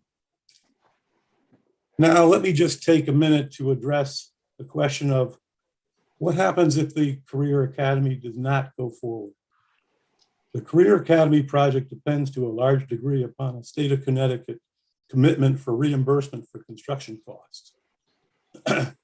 That aspect of things has not yet been finalized. If for some strange reason this does not go forward, as I said in my recent letter to the commission, we would just like to be able to have the 203,000 square feet of space in those 3 pods revert back to being used for 180 residential units, as is currently approved in this master plan and was approved by the department, as I just said, pursuant to the approval, to the site plan approval for the 360 units. It's simply a matter of either or, that's all we're saying. Either the school goes forward. If it can't, then we'd like to just have what we have already. As Ms. Calitro referred to the Planning Commission, as was read into the record, the Planning Commission gave this a unanimous positive referral. This commission and the Planning Commission previously found that the original master plan and our first amendment complied with the Plan of Conservation and Development. And these amendments are not substantial, and similarly, therefore, these changes also comply with the Plan of Conservation and Development. These proposed amendments also satisfy the criterion in section 4H3C of the PND regulations. And they do not vary all that much from the master plan and the previous amendment that you've already approved. As the planning director stated in her report, quote, amendment number 2 to the Summit Master Plan meets the criteria for approval noted in section 4H3C of the PND regulations, end quote. I can rattle them all off, but nothing really has changed with these amendments that would impact those criteria. Ms. Calitro also ended her report by stating, quote, it is reasonable for the commission to conclude that the proposed amendment number 2 to the Summit Master Plan is consistent with the purpose for which the site was rezoned and the master plan as amended was approved and provides flexibility while maintaining a mixed-use development, close quote. We obviously agree with that statement and we hope that you will too. For all these reasons, we believe that these amendments are appropriate and if granted will allow the Summit site to continue to flourish, which obviously is a benefit not only to my client, but to the city of Danbury as well. Tony, Michael, anything you want to add? I guess it's Mr. Basile and Mr. Rizzo. Attorney Beecher is calling upon you to see if there's any comments you want to make on this. You're welcome to. The only comment that I would like to make, first Mr. Rizzo? of all, can you hear me okay? Tony Yes, Rizzo. Mr. Rizzo, go ahead. Thank you. Yeah, 64 Triangle Street, Danbury. Thank you. I just want to, first of all, thank everybody. The cooperation from the city and from the commissions has been fabulous to bring this project to where it belongs. And I think from a standpoint of the cooperation that we've had on both sides has worked out wonderful. And I encourage anybody who hasn't seen it in recent times to just contact us. I would love to take you to see it and give you a tour of what's going on the west side in this particular building. And as I think Tom articulated very well, this is really a necessity so we don't have to go back and forth, and also to set the stage for the Career Academy to be able to move forward in those pods as he described. So thank you. Thank you. Commission members, before we go to questions of Attorney Beecher, while we have Mr. Rizzo here, any questions of Mr. Rizzo, commission members, on his comments? I don't see any hands. Mr. Basile, did you want to make it up? Mr. David, did you have a comment? Yes, Mr. Chairman, I thank Mr. Rizzo for offering to visit the site because it's a big thing to put your arms around. And I was going to see if I could request that. So I would like to do that within the next 2 weeks. Sounds good. We'll have go through, I guess, Ms. Reed to make arrangements, and I'm sure you can all make it happen. Mr. Basile, any comments from you? No, I think Mr. Rizzo and Mr. Beecher covered all the bases, so. I appreciate Sounds everyone's good. time. Thank you very much. Commission members, any questions of Attorney Beecher at this time? I don't see any hands, and I see people shaking no. We don't have any. Thank you, Attorney Beecher. We'll get back to you for final rebuttal. Anyone else wishing to speak in favor of this petition? I see a hand of Mayor Dean Esposito. Unmute, and you have the floor, sir. Thank you very much, Mr. Chairman. I appreciate it. I'd just like to My say good pleasure. evening to the members. Happy New Year, the Zoning Commission. I'm Dean Esposito. I reside at 7 Hospital Avenue in Danbury. And I am here to speak in favor of the petition by SC Ridge Owners LLC, the changes to the master plan. This master plan change will give us the ability to build the academy over on the west side. And the reduction of the apartments required, it gives us the space for that construction. So I just want to thank you all for your hard work, and I hope you can support this petition. Thank you. Thank you very much, Mayor. Commission members, any questions of Mayor Esposito at this time? I do not see. Thank you very much, Mayor. I see a hand of Councilman Rotello. Thank you, Mr. Chairman. You're welcome. Without, going into the history of this project, which really started almost as soon as Carbide moved in and certainly began to firm up by the mid-90s. I mean, the basic plans that were popping around in the mid-90s are kind of where we're at now. And obviously, in 2001, we approved the original P&D, which is just about complete. Ben Genesi, Councilman Genesi, and I were out there a couple of months ago, and we were talking to Toll Brothers. They said they were just about done. Obviously, this new P&D came in a couple of years ago, and this present P&D, the one that we're discussing this evening, has been around for a couple of years. It's the actual, nucleus of the Carbide site. And my initial concerns originally was that it was the last remaining piece of commercial property in what had been a nearly 600-acre commercial site. And I was of some ambivalence seeing that downscale to residential and to this and to that when it was our last remaining, commercial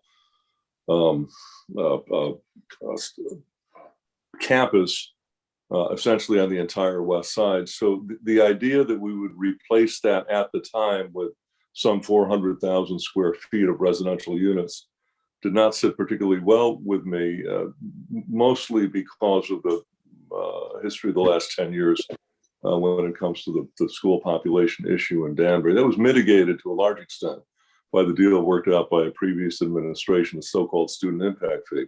Went a long way to assuaging my concerns.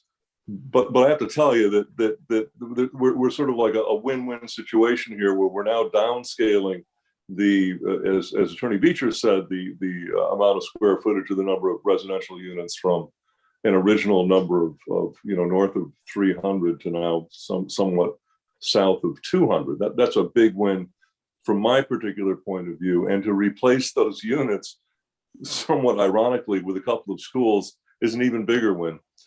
And then when you look at the fact that we finally convinced the state of Connecticut to underwrite a substantial amount of the cost for the build out, even if the moral issue with the state wasn't particularly on board with what's happening in Danbury, they did it more of because of an experimental nature, and where they could go forward in other areas of Connecticut that might be experiencing, or might perhaps in the future experience something similar to what we're going on, as opposed to finally recognizing the dire need that Danbury has for state funds from Connecticut, which Danbury's been just routinely starved for years now. Makes this a triple win. So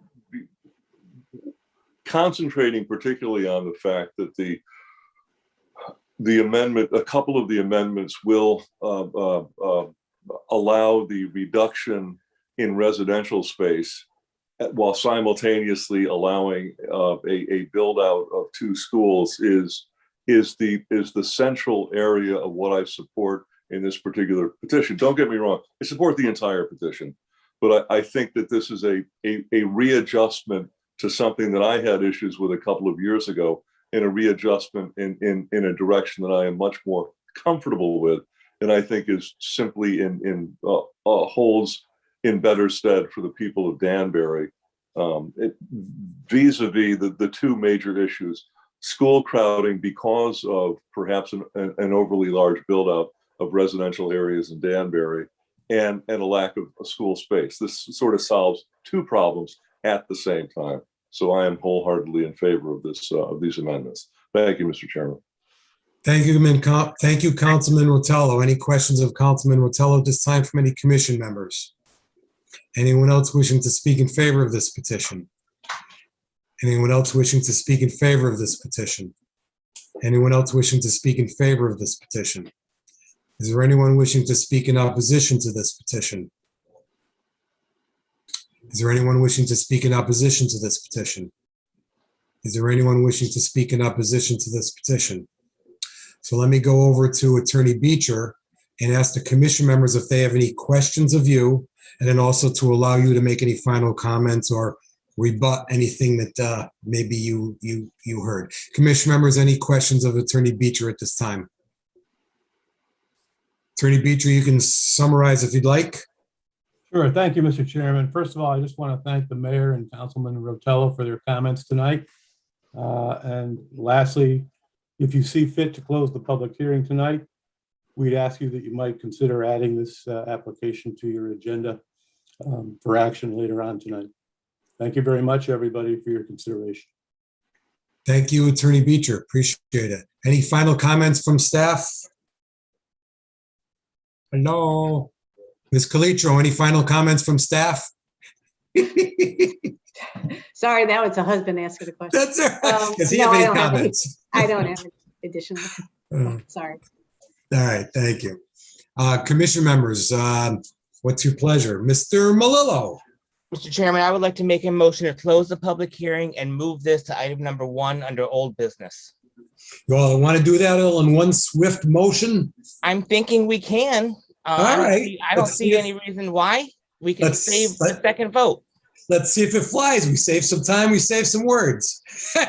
Commission members, we have a motion from Mr. Malillo to close the public hearing and also move it to number 1 under old business for consideration possible action. And I see a hand of Mr. Coelho, who is willing to second that complicated motion. Commission members, any discussion? All those in favor signify by saying aye.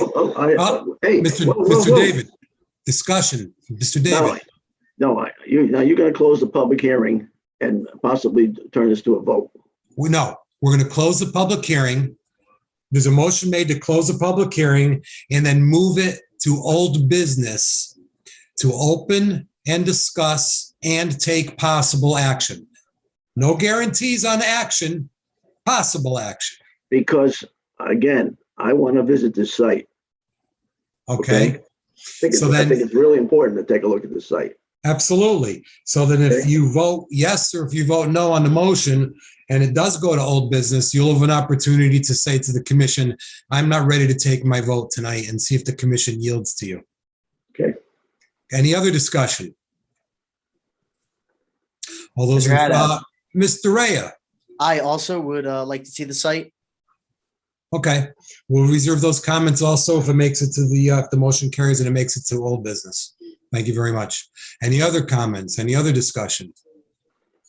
A motion made to close the public hearing and to move it to old business for discussion and possible action, with a second made by Mr. Malillo and a second by Mr. Coelho. All those in favor signify by saying aye. Aye. Aye. All those opposed? It looks to me like it carries. Thank you, Mr. Malillo. Thank you, Mr. Coelho, and thank you for the comments of Mr. David and Mr. Rea. That's going to be number 1 under old business, SC Bridge. All right, let me move this pile out of the way. And let me go to the third petition this evening. It is a petition of Kendrick and Patano LLC, property owners. You never know. PV Brothers LLC for a special permit for a cafe liquor license for downtown 11 Cafe and Bar, 11 Ives Street, I-14260 in the CBD zone. I have a letter dated August 23rd, 2021. It is from Jennifer Eminger, Deputy Planning Director. I'll read this into the record. To Wilson Pelez, 18 Melrose Avenue. This is regarding the application for a waiver of site plan code number 2116, change in use restaurants, a cafe with sale of alcoholic beverage, downtown 11 Bar Cafe, 11 Ives Street, Tax Assessor's Lot I-14260. Dear Mr. Pelez, I reviewed the referenced application to permit an approximate 5,159 square feet cafe with the sale of alcoholic beverages in a vacant building located at 11 Ives Street. The property owner is Kendrick and Patano LLC. The building was previously occupied by Horizon Restaurant. So commission members, if you know 11 Ives Street, the place that was there before that previously occupied was called the Horizon Restaurant, if you're familiar with that. In accordance with section 5F 2C3 of the zoning regulations, a cafe with the sale of alcoholic beverages is a special permit use in the CCBD zoning district. Additionally, the property is located in the Downtown Revitalization Overlay Zone, DRZ. The proposed cafe requires 41 parking spaces, 99 indoor seats, 24 patio seats, and 10 employees. Adequate parking is available in the Patriot Garage, which is located within 500 feet walking distance of the proposed cafe. Your application for a waiver to site plan requirements for said cafe located at 11 Ives Street, Tax Assessor's Lot I-14260 was approved, subject to the following administrative requirements. Number one, approval is granted strictly for the proposed use. Any additional changes to the site layout will require a revised site plan application. Number two, the cafe shall not exceed 123 seats. Number three, the following actions shall be taken prior to issuance of a zoning permit. A, in accordance with section 3F2 of the zoning regulations, the zoning commission shall grant a special permit for the use of alcoholic beverages within the cafe. B, the zoning enforcement officer, ZEO, shall verify that a special permit was granted by the zoning commission for the cafe use. This approval does not waive any other departmental approvals, requirements, or permits that may be necessary to complete this project, including that required for site signage. The permit center should be contacted regarding the process of obtaining a zoning permit. Please contact the Department of Planning and Zoning if you have any questions. Respectfully, Jennifer Eminger, Deputy Planning Director. Carbon copies of this went to Sean Harity, Zoning Enforcement Officer, and Kendrick Patano LLC. Whoever's got their mics on, please mute them. Any comments from the staff on this before I go to those wishing to speak in favor? None. No comments from the staff. Those wishing to speak in favor can do so now. I think I see the petitioner here, Mr. Pelez. All those wishing to speak in favor? Mr. Chairman? Who is that? Attorney Beecher? Oh, yes, this is. I represent them. Oh, I'm terribly sorry. I didn't realize that. Please forgive me. That's all right. I didn't see that on this. Is probably somewhere. Attorney Beecher, take the floor. There was a cover letter as well. I did not see that. I apologize. Attorney Beecher, go ahead. Good evening again. For the record, my name is Tom Beecher, and I represent PV Brothers LLC, which is the tenant as well as the applicant for this special permit. The name of the cafe is Downtown 11 Cafe and Bar. With me this evening are Wilson Pelez and Juan Vasquez. They're both in the same room on the same screen. They are the P and the V in PV Brothers. They're in fact brothers-in-law. Mr. Pelez and Mr. Vasquez are residents and citizens of Danbury. Wilson previously owned and operated Billy Bean's restaurant over on White Street, but decided to sell it with the onset of COVID. Juan also operated Billy Bean's with Wilson. They now want to get back into business. This particular property is located in the CCBD downtown zone. More importantly, this property is located in the Ives Street and Downtown Entertainment District and the Danbury City Center Town Green area. This building is next door to Two Steps Downtown Grill, which has been a mainstay, as you all know, in the entertainment district for decades. As you may have read, a new traditional Mexican restaurant, Los Rivera Cafe, just opened at 1 Ive Street on the corner. And in addition to those two businesses, there's also a variety of other establishments on Ive Street, such as the Sabor Bakery, Galapagos Restaurant, and the Copacabana Cafe. In reference to the city streetscape project that was recently discussed, PJ Prunty, who's the president of the Greater Danbury Chamber of Commerce, said that the Ive Street area used to be the entertainment and dining district in Danbury. And he said that hopefully it will become a hub once again. My clients are excited to be part of that reemergence and to add to the variety and diversity of establishments in this area. You all should have received a copy of the site plan waiver, which was just read. And in that, the approval shows that there will be 99 indoor seats plus 24 seats on the patio for outdoor dining. And there will be 10 employees or up to 10 employees on any maximum shift on site. The site plan approval references the fact that the Patriot Garage is nearby and therefore a substantial parking source for the business. And the department has no issue with any site issues that would get in the way of this particular use of this property, which, as you know, is consistent with prior similar approved uses and special permits approved by this commission for that site. We provided you also with information about the outdoor dining, and I just wanted to also note that that outdoor dining area will not infringe whatsoever on the sidewalk that goes along Ive Street. A menu has not yet been finally determined, but it will be an eclectic menu with a mix of Spanish, Peruvian, and Ecuadorian foods, as well as your more standard cafe or tavern fare, such as burgers and fries. As shown on the plans, the back bar is a sit-down bar with 9 seats, and there will also be a front service bar near the front dining room area. The hours of operation will be from 11 a.m. to 1 a.m. Sunday through Thursday, and from 11 a.m. to 2 a.m. on Saturdays and Sundays. The liquor inventory storage is a lockable storage area in the back, and there's also a lockable walk-in cooler on site.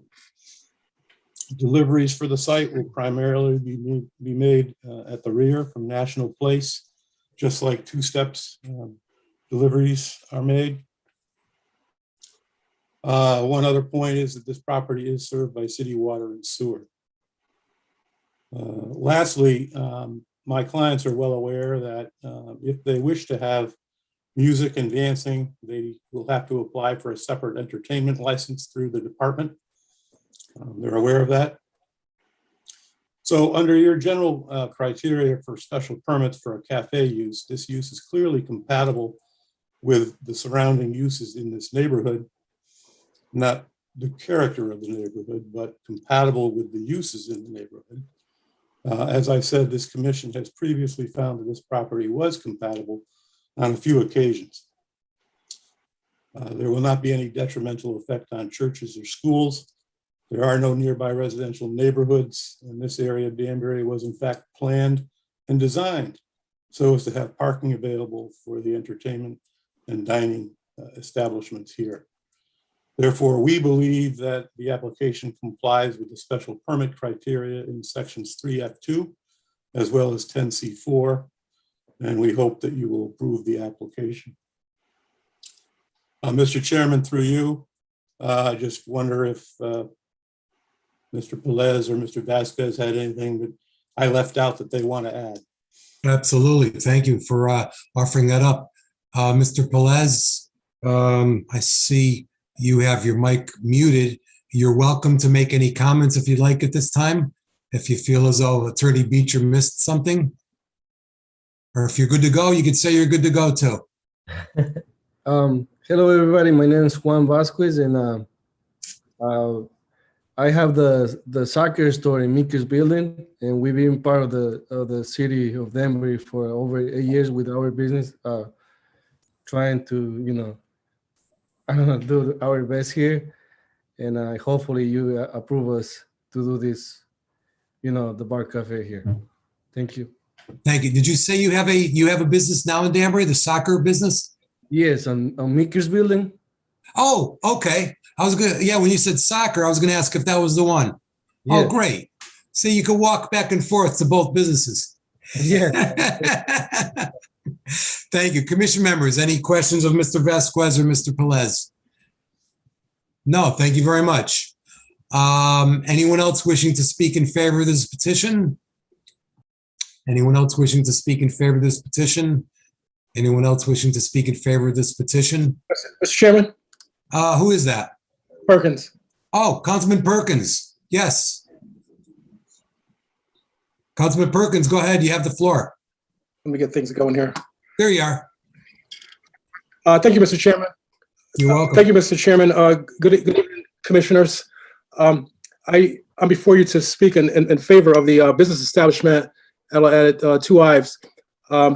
As you all know, Danbury had a pretty popular nightlife several years, maybe a decade ago.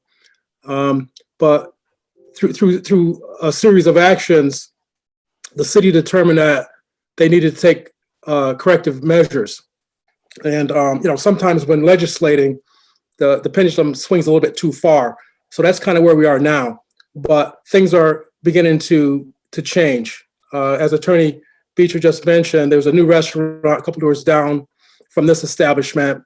You have Wilson Hernandez Place next to 2 steps. You have another place right across the street next to the post office, around the corner before you get to the parking lot for Ventura's place. There's another small little restaurant. So things are starting to happen down there. And we're happy to have that occur. Empire of the Incas, I don't know if I mentioned them as well. Public Works and their team redid the downtown green area. Looked really nice down there, new pavers and everything else like that. Once the weather breaks, they're going to put the band shell up and we'll try to get back to some normalcy. All that to say this, I think that, venues like this help to put the city of Danbury, that downtown area, on the forefront of mixing different types of ordinances, best practices, and providing opportunities to those true gentlemen that you just heard speak to help create venues in that downtown area to make this whole place a destination. So I wish them the best of luck, and I'll be in there when they get opened up, and I still have to hit that Mexican restaurant down the way. Thank you, Mr. Chairman and Commissioners. Thank you, Councilman Perkins. Commission members, any questions of Councilman Perkins at this time? I don't see any. Thank you, Councilman Perkins. Anyone else wishing to speak in favor of this petition? Is that Mr. Rizzo? Your hand is up. My hand is up. Unmute, I and just there want you to go. say, I again, Tony Rizzo, 64 Triangle Street in Danbury. I'm in favor of this establishment going down there. I think Mr. Perkins said it very well. This was a destination at one point. The restaurant that just opened up is in our building on the first floor. They've opened up to some very successful reviews and are doing well down there. I believe the more we can get people coming back down to the downtown area, especially what was dubbed the dining district at one point, is beneficial. So anything we can do to encourage that and to help a local business owner establish their business, I think is a great thing. So I'm in full support of it. Thank you, Mr. Rizzo. Any questions, commission members of Mr. Rizzo at this time? I see Mr. Jowdy's hand is up. Do you have a question? No question of Mr. Rizzo, just to say hi, but I just want to say that I was a part of what was happening since 1985 down there. We went through a good part of a decade or two, and look forward to it, as Mr. Perkins had mentioned, to revitalize it. And I wish the new applicant well, and like to see it happen again. Thank you. Councilman Chianese, you have your hand up. Thank you, Mr. Chairman. Sorry, my camera don't work, so sorry I can't put it on. That's okay. I just want to echo Councilman Perkins and also Tony Rizzo, and I do agree. I'm fully in support of this application. I think bringing new life down to this area is much needed over the decades. It was one of the best destinations of our city, and I think this establishment does bring new life, especially the other Mexican restaurant that was opened up as well. I think this can add to more establishments coming down to that area to bring it back to to the destination that it once was. So I just want to speak in favor of the application. Thank you. Thank you very much, Councilman. Commission members, any questions of Councilman Chianese? I do not see any. Thank you, Councilman Chianese. Anyone else wishing to speak in favor of this petition? Anyone else wishing to speak in favor of this petition? Anyone else wishing to speak in favor of this petition? Anyone wishing to speak in opposition to this petition? Anyone wishing to speak in opposition to this petition? Anyone wishing to speak in opposition to this petition? Attorney Beecher, would you like to button up? Yes, thank you, Mr. Chairman. As with the prior application, I just want to thank Councilman Perkins and Councilman Chinisi and Mr. Rizzo for their comments. And just to tell you that my clients are excited to keep this project moving forward so that if you're able to grant the special permit, they can really move things forward. So I would ask you also to consider perhaps adding this to the agenda tonight and voting on it. Thank you. Thank you, Attorney Beecher. Commission members, anything finally of Attorney Beecher? Final questions? No. Thank you very much, Attorney Beecher. Commission members, what's your pleasure on this? Is Mr. Malillo willing to do a double header like he did on the last go around? So moved. Commission members, it sounds to me like Mr. Malillo wants to close this public hearing and move it to number 2 under old business for consideration and possible action. Is there a second? Second. I see a second by Mr. Rhea. Any discussion? All those in favor signify by saying aye. Aye. All those opposed? Let me put this under number 2. 11 Hives Street. Okay. Thank you very much. We don't have any continuation of any public hearings. Under old business, we do have 2 items. The first item is nope, it's right here. The petition, the first item under old business for consideration possible action is petition of SC Ridge Owner LLC to amend the master plan for the summit approved June 23rd, 2020, previously amended May 11th, 2021. We had some comments from a couple commission members during the discussion portion of the motion. Perhaps they would like to make a comment now, Mr. David or Mr. Rhea, as we read this in for number 1 under old business. Point of order, Mr. Chairman. Mr. Point of order, Malillo. Mr. Chairman. I believe Yes. I believe when we're under old business for discussion and possible action, we actually have to have a motion made which can be discussed. So, is there, well, if there's any, Mr. David, Mr. Rhea, you would reserve your comment under the discussion portion if a motion is made for SC Ridge. Mr. Malillo, were you making a motion or did you have any I will comments on make a this? motion. I am ready to make a motion. Well, I'm ready to make a motion too.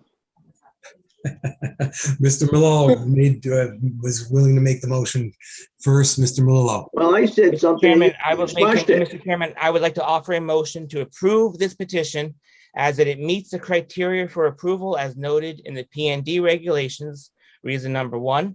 Reason number 2, these amendments do not present any use or condition that would render the site non-conforming. Reason number 3, these amendments will maintain a site that is compliant with the POCD and the purpose for which it was rezoned and the master plan was approved. Reason number 4, the retrofitting of a portion of the existing building for a Danbury Public School is beneficial to the city. And reason number 5, these amendments will provide flexibility while maintaining a mixed-use development. Thank you, Mr. Malillo. Is there a second? I see a second by Ms. Hylinski. So now we will go to the discussion portion of it. Mr. David, you have the floor. Yeah, I just, this is a big project and I really feel that to adequately vote on it and clear conscience, that you have to go, that you have to understand that you have to go look at it. And I don't want to postpone it forever. Just want to go look at it. Maybe postpone it for a week or two with the max. So I just think it's fair and courtesy that we get that opportunity before we vote on it. Thank you, Mr. David. Mr. Rea, would you like to carry some of your comments over? Yeah, so I just want to echo on what Milan said. It's hard to quantify 500,000 square feet or 1 million square feet in terms of this building. I personally never seen it. I don't want to hold this up, but I would like to get out there and see how things have come along. Thank you. Anything else? Anything, Ms. Fay? No, I too would appreciate if a site visit could be coordinated through the office and Mr. Rizzo.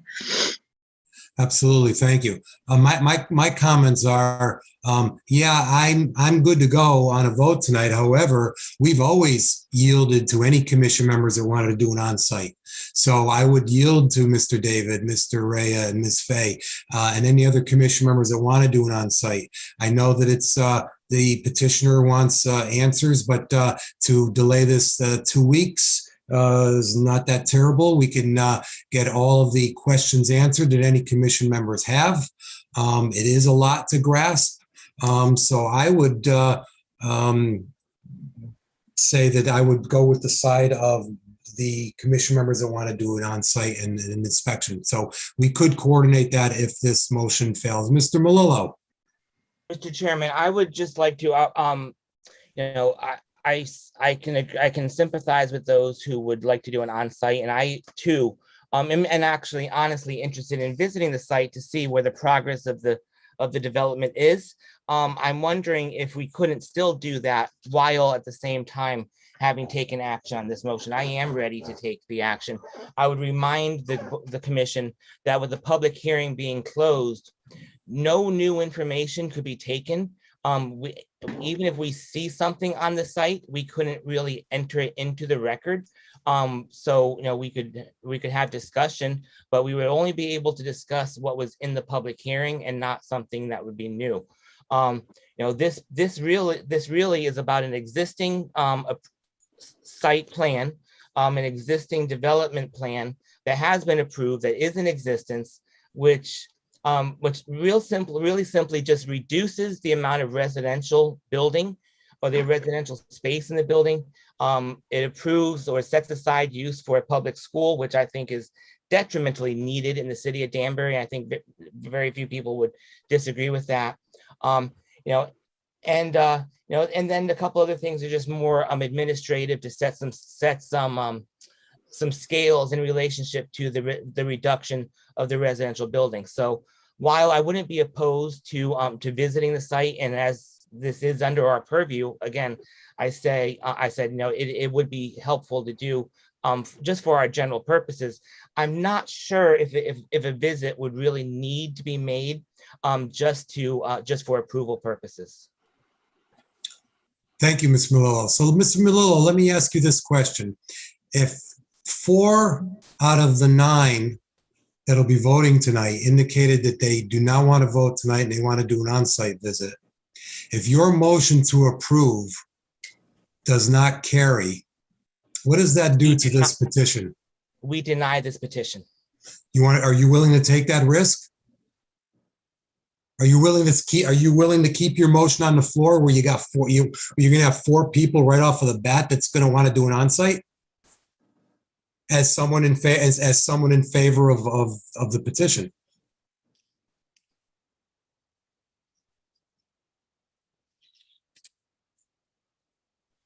So are you asking me to withdraw the petition, No, or are you no. for a motion to table the petition or to postpone an action until our next meeting? First of all, I thought your petition, I thought your motion was very well done. The reasons were very well done and very thought out. I'm just saying you're walking a tightrope here. First, I think we'd ask Ms. Hylinski if she wants to withdraw her second, but I think you're walking a tightrope because if you wanted to take the position as the petitioner, We'll get them. being the motion maker, you're running a risk that this whole thing can dissolve tonight when all somebody's asking for is 2 weeks to do an onsite. Well, You know what I'm saying? Well, that's why I actually posed a question as to where, again, like I said, I'm not opposed to an on-site visit. I think it's helpful. I think it can be done regardless of whether or not we take action on this petition this evening. Mr. Rizzo invited us over to do just that, because there is more to the development than what this one petition looks at. Under this petition, we would be looking to see, okay, can we see the pods you're going to build the school in and therefore reduce the residential site? We wouldn't be able to see any of the new uses, any of the existing uses, any of the new development, which is helpful for us to know. So I guess the question I'm raising is, while that wouldn't be detrimental to do the visit, is it truly necessary just to reduce the amount of residential units that would look at being built in the city of Danbury and the purpose of building a second school? I got you. And I would be willing to bet that the 4 people that are wanting to do an on-site or express an interest would not have their opinions change whether they did that on site or not, but they are requesting it. And out of courtesy, we've always allowed that in the past. If any commission member said, I'm not ready to vote tonight for whatever reason, or I want to do an on-site. All I'm saying is this, I'm not telling anybody which way to go. I'm telling you that keeping your motion on the floor, you're running a risk to the petitioner, I think. Well, I just wasn't sure if any of the commission members knew that we could take action on this petition and still do a visit. That was my simple question. How about if let's hear from someone else, Ms. Fay. Even though I understand that the public hearing is closed and no new evidence can come in, our personal observations during a site visit can be put on the record during the next meeting and also discussion, correct? Only if it was what was referenced under the public hearing. So again, you can't put anything new in that we would see in pods P, Q, and R, which deal from a reduction from residential to secondary school. Right. I just understood when we do site visits that we have an obligation to put, comments on the record, because it would be an actual zoning meeting, depending upon how many people show up and that sort of thing. Yeah, of course. I agree. Nothing new can be admitted as evidence. Let's hear from someone else. Ms. Hylinski, Mr. Hawley, Mr. Jotty, Mr. Coelho. Anybody have any other comment? Mr. Jotty, you have something to say? Unmute your mic.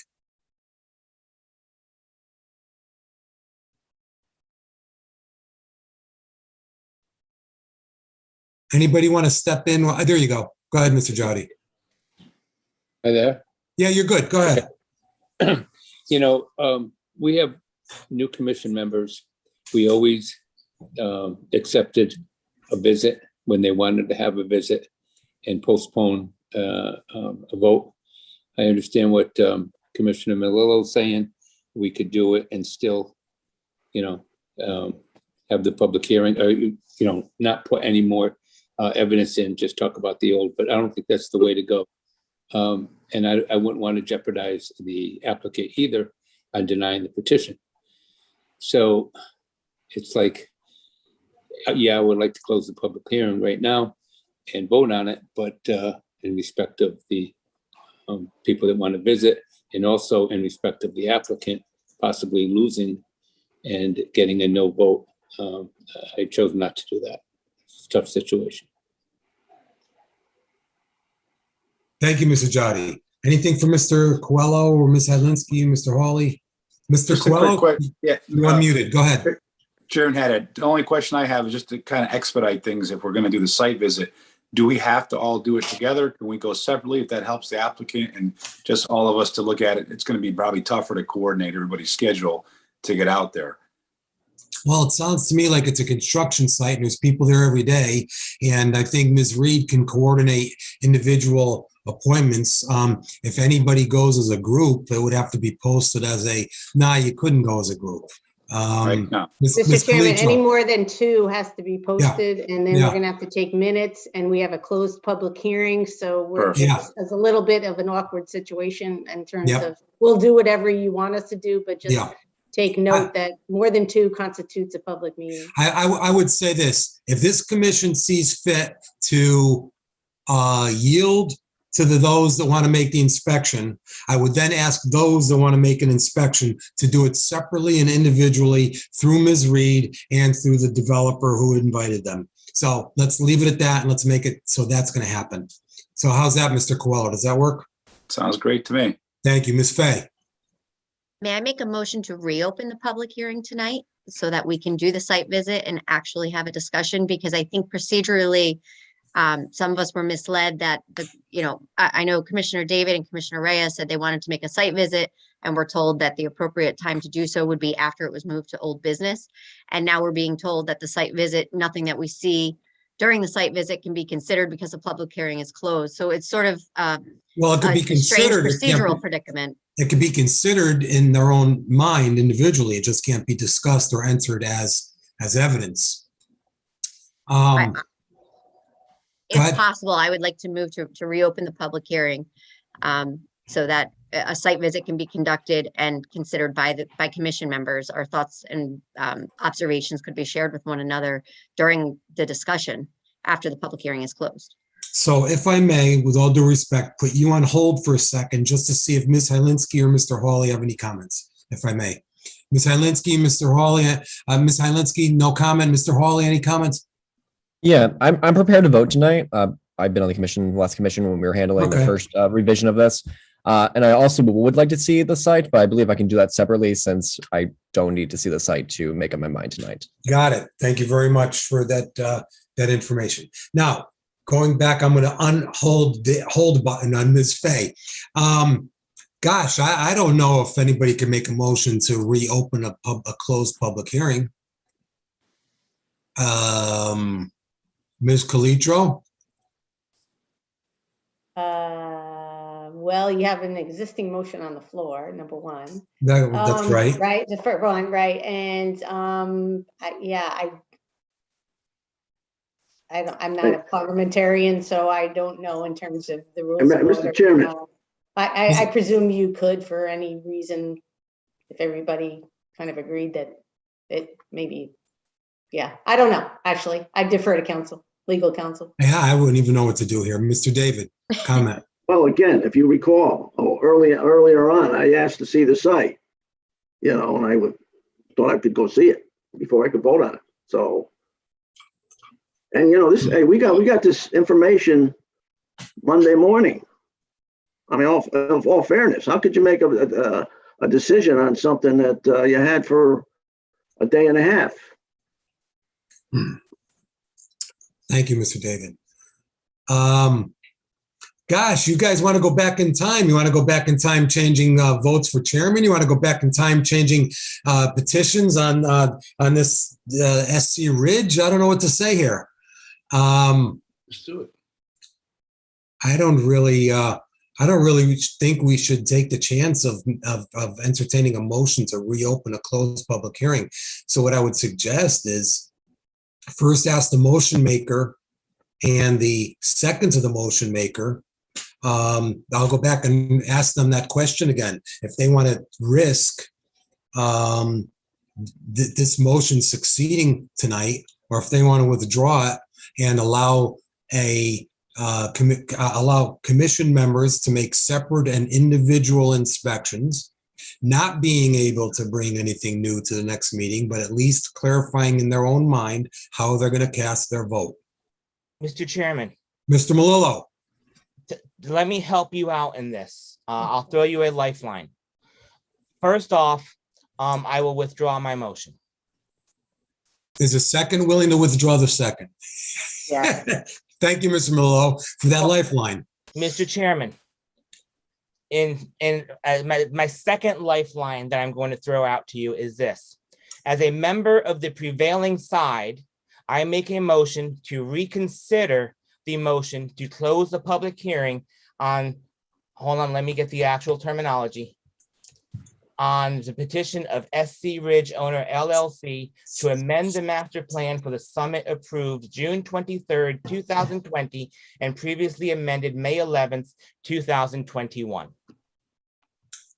Okay, so you are making a motion Chairman, to, reconsider. If somebody seconds it, I can then add some discussion. Second, Ms. Fay, you have your hand up. What are you going to do there?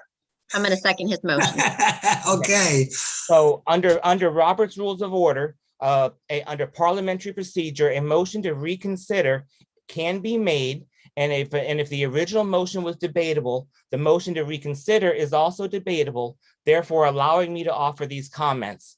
A motion to reconsider would take us back to the moments just before the vote was made when we were under discussion to therefore either make the motion or to vote on the motion to close or to the public hearing, in which case we could change our motion from closing the public hearing to voting no against, and then offer a motion to continue the public hearing.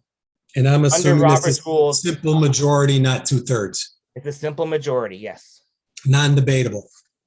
No, it is debatable because the original motion was debatable. The motion to close the public hearing is debatable. Okay.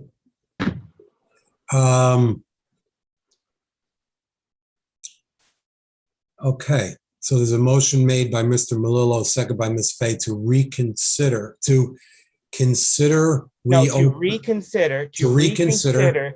the motion to close the public hearing for the petition of SC Ridge Owner LLC to amend the master plan for the summit approved June 23rd, 2020, and previously amended May 11th, 2021.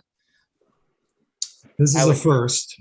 I would remind the commission that if we do motion to, well, first off, we have a motion to take us back to the moments just before the vote. That's what we're doing right now. We're actually going back to the moments where we would have been under discussion to close the public hearing. We would then take another vote on that motion to close the public hearing. Commission members, we will take a vote on Mr. Melillo's motion to reconsider. And there is also a second by Ms. Fay. A yes is yes. A no is no. Mr. Melillo. Yes. Ms. Fay. Yes. Ms. Hylinski. Yes. There you go. I wasn't looking. Sorry. Thank you. Mr. Coelho. Yes. Mr. Hawley. No. Mr. Jowdy. Yes. Mr. David. Yes. Mr. Rea. Yes. 1, 2, 3, 4, 5, 6, 7, 8, and I will vote yes also. 1, 2, 3, 4, 5, 6, 7, 8 to 1. So now we're going back in the Wayback Machine. We are going back in time. Going back in time. Do. We are you currently have before you the motion to close the public hearing, Mr. Chairman. Commission members, at this moment, I would ask if there's anyone willing to close the public hearing or to continue the public hearing or to continue the public hearing for a specific reason. Mr. Chairman, that motion has actually already been made. The motion on the floor before us right now is the motion to close the public hearing. We are actually now under discussion of closing the public hearing. And I will add under discussion that we have a couple members who have indicated a desire to visit the site and potentially add onto the record what they see from the visit. And so therefore that would be a purpose to not close the public hearing. So if anybody would like to do a site visit and if anyone would like to do a site visit, go on the record to report back from that site visit, then they would vote no on closing the public hearing. Okay. Second. I thought we went back a half a Already step there, right? earlier, but okay. Ms. It's already Fay, go ahead. pending? Yeah. Ms. Fay?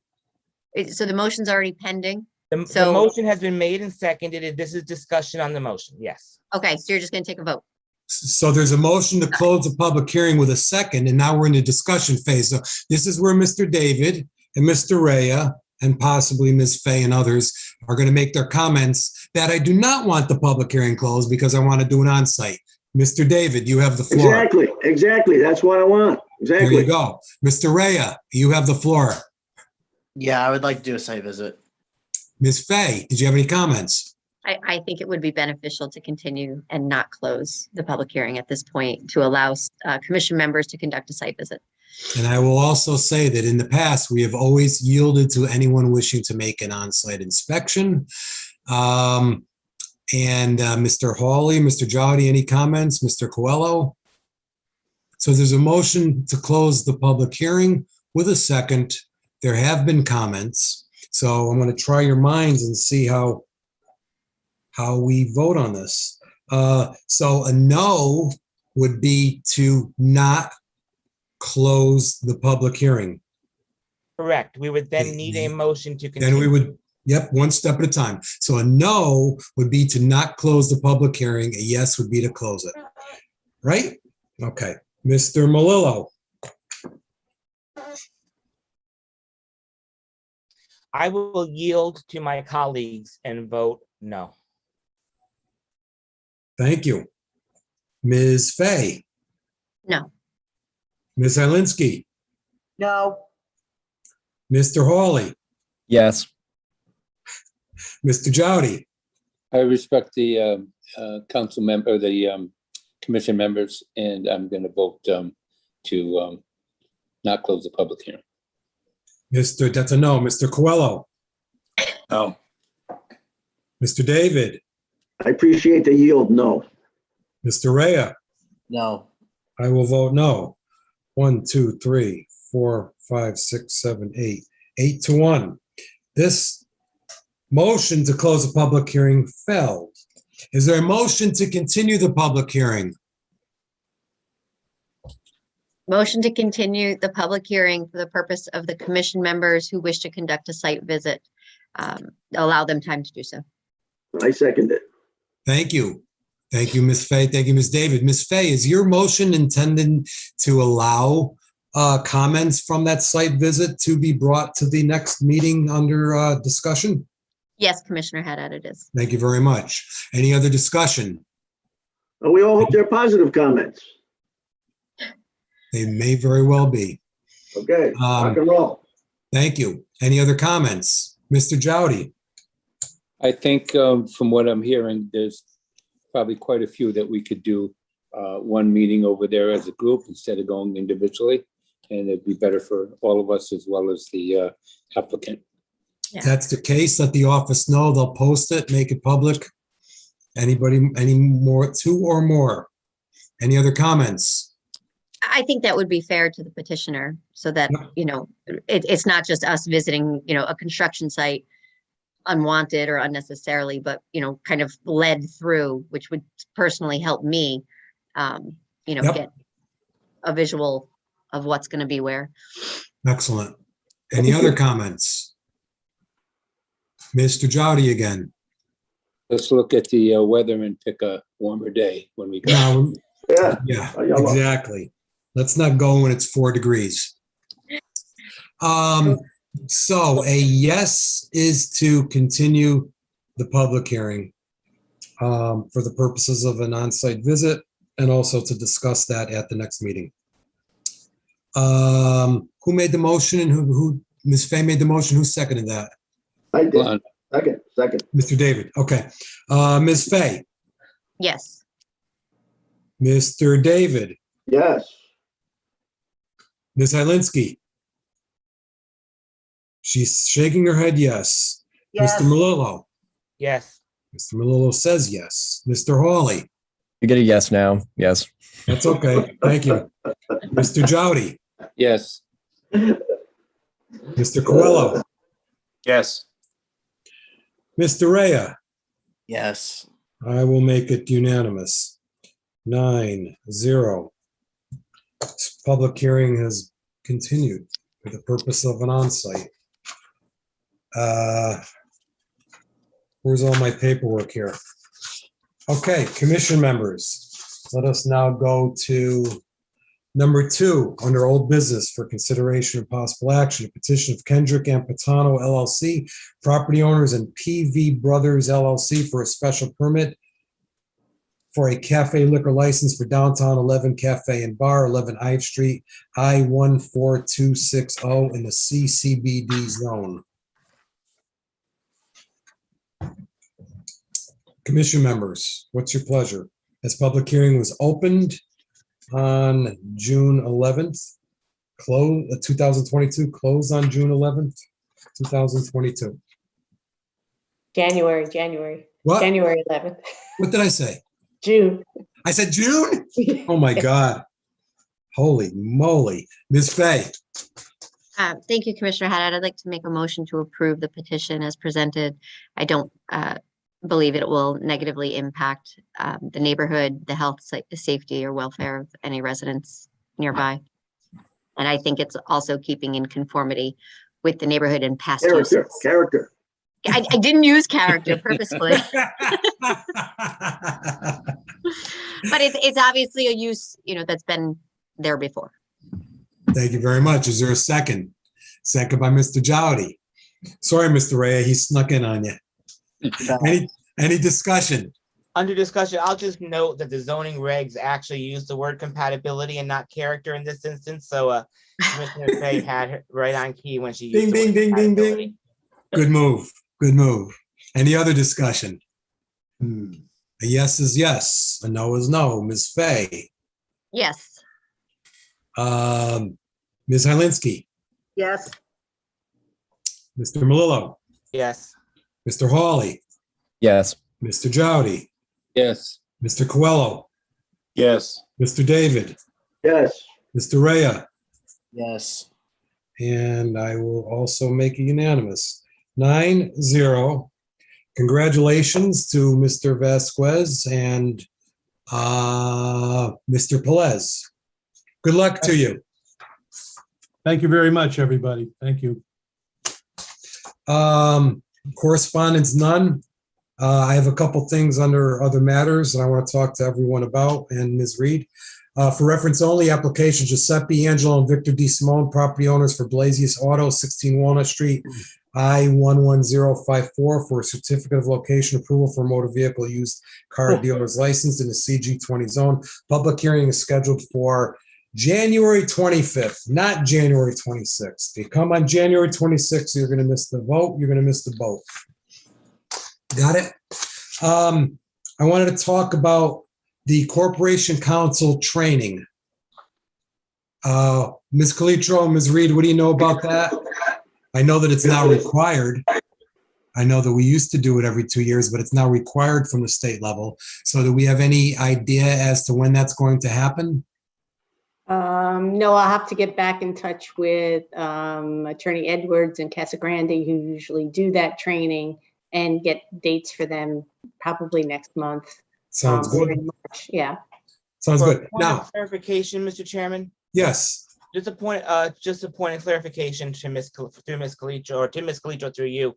The requirement, did that go into effect on January 1, or does that go into effect at a later date? Yeah, that's a later date, but I mean, the actual requirement starts at, I think it's in 2023. I have to go back into the regs, but it didn't start in January of 2022. But we had been talking about having Attorney Casagrande and Edwards come in and just do their regular training like they always do. Perfect. But the certification of training under the PA 21, I believe it's 29, doesn't take effect this year. Oh, okay. Okay, because I know that there's that requirement. There is a requirement. I think there's a bunch of other stuff to go with it, like are we going to be forced on any particular curriculum or subject matter? That's a whole nother issue. Yeah, I could go back. I can give you a short synopsis of what will be required of each of you. It's not overly onerous, but there are now some training requirements. Why don't I write something up and get it out to you? All right. And regarding Attorney Casagrande, Attorney Edwards, they do a great job every year. The only thing they do is update us on any Connecticut general statute differences and that legal battle that you took on Mill Plain Road. That was part of our last training program because that was brand new and important. So yeah, that's what we'd like them to do.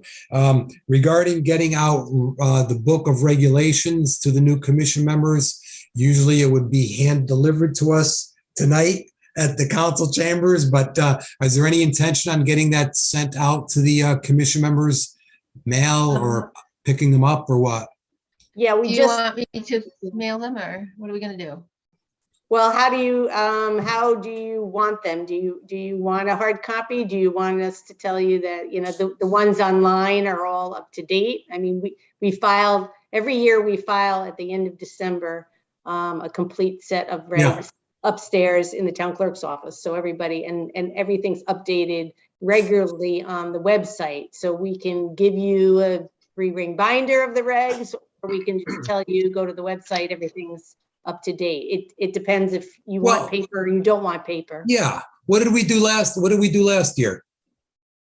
I think we just said to go to we probably said go to the website because we weren't even meeting. I mean, maybe in the beginning of the year we were meeting. By March. Oh, that's right. Last year we still had this whole thing going on. That's right. Yeah. Well, how about if we do this? How about if you get any requests from any commission members that they want paper? Put it together for them. If not, we all know that it's on the website. Just let myself or Joanne know. I also wanted to tell you, I'm glad you brought that up about the regs, that I just today finalized the new zoning map with some changes that were made at the end of last year. So the map would be current through December 31st, 2021.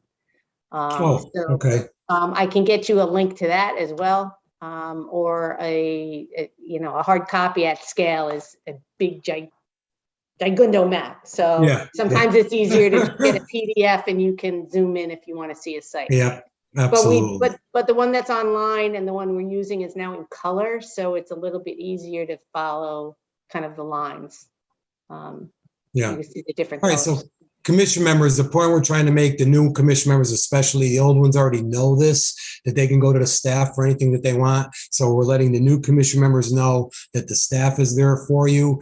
This specific example tonight is if you want your regs in hard copy form, they'll get it for you. If there's anything else that you need, they're always there for you.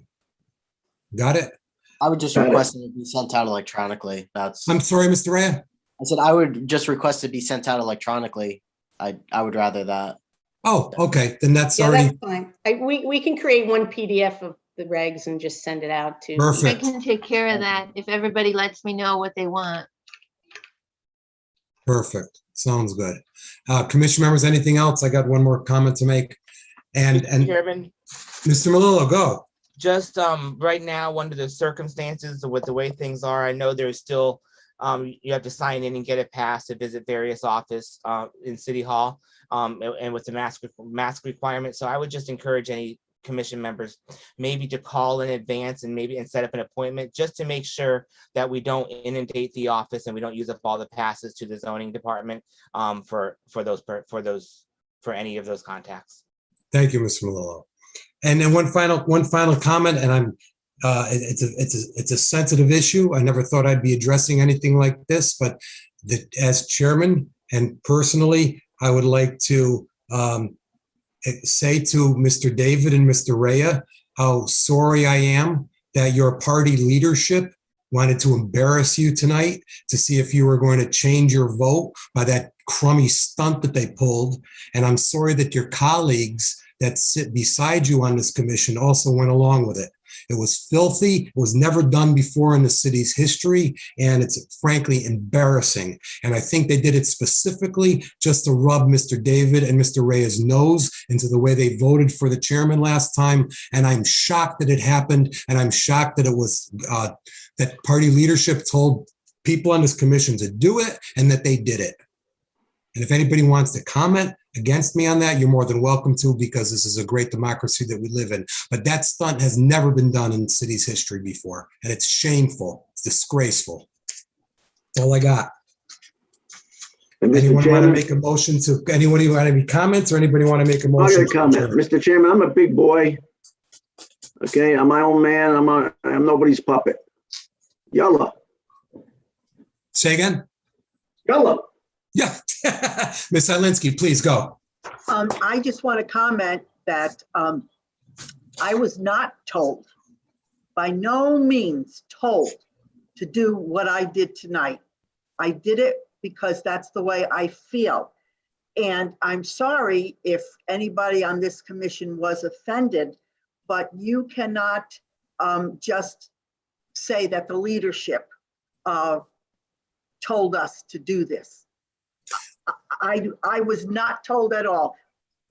I understand. I just find it very funny that Mr. Melillo, who cast the vote for chairman, a very classy move, Mr. Haddad, I switched my vote to you, would come in tonight and do something like that.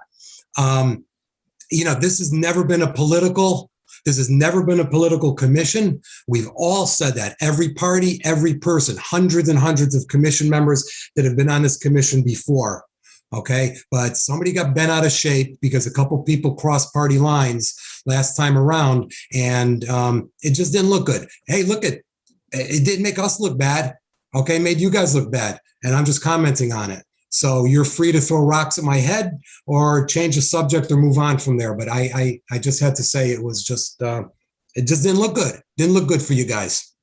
Well, That's you it. know what, Mr. Chairman, Mr. Coelho. Just like you said, it's a free country. We all have our opinions. Yep. That's your opinion. You don't speak for me. Neither is Nope. Milan or anybody else on this board. And nobody told me what to do. Right? Got We're it. all elected to be on this commission. I'm honored to be on it. And I speak and I'll do what I think is best for this commission, the city of Danbury. We might not always agree, but I have the right to do that. You absolutely do. So you thought that you should go back and say that the last vote for chairman wasn't done proper and should be canceled. You honestly believe that? Why would you? You give people the right to reconsider their vote, right? Well, the vote was cast. The vote was cast. I have no idea how anybody would think after the vote was cast 2 weeks ago, totally done, legitimate vote cast, no comment, no dispute, no nothing. There was a quorum. Everything was done right. And then all of a sudden, somebody tonight thinks, hey, wait a second. I want to see if I could pull the rug out from underneath them. We got to cancel that vote. We got to cancel that vote. I agree. I disagree with you, right? I probably know less about Robert's rules than anybody on this commission, but they exist for that reason. And if we're following Robert's rules, we have the right to do that. The commission members on this committee may not agree. It's no different than if somebody before the meeting decides, hey, you know what? Maybe I'm going to vote this way. And then they change their mind in that meeting.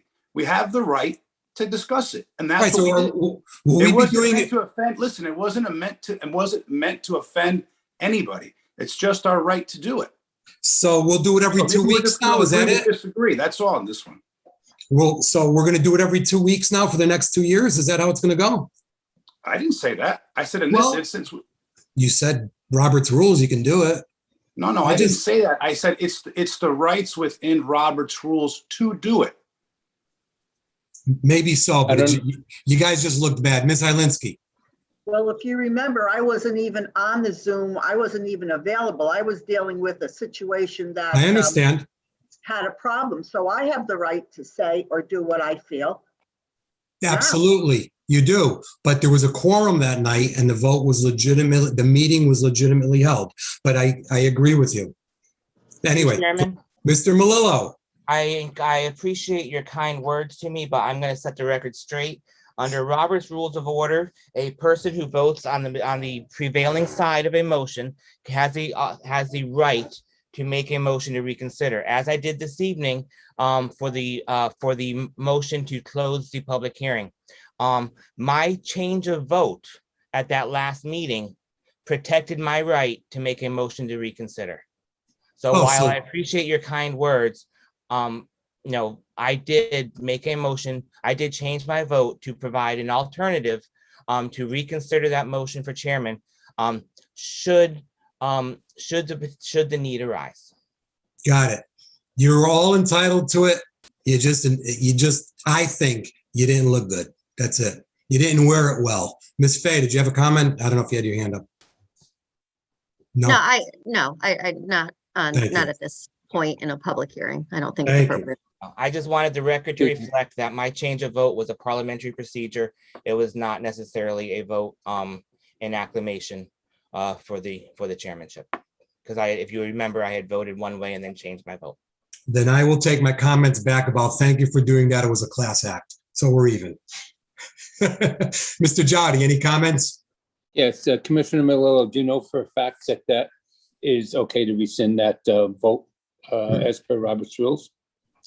Mr. Jowdy, I would refer that to legal opinion. Well, you just said that it was in fact okay to do that. No? Well, it sounded like they had it planned for a couple weeks. Right? Anyway, is there a motion to adjourn from anyone? I move to adjourn. Motion made by I'm gonna have a Mr. cocktail. David to adjourn. Is there a second? big Second by cocktail, Mr. you guys. Rea. Second. All those in favor signify by saying aye. All Aye. those opposed, meeting is adjourned at 10:11. Thank you very much, everyone. Appreciate it. Good night. Good night. Thank you.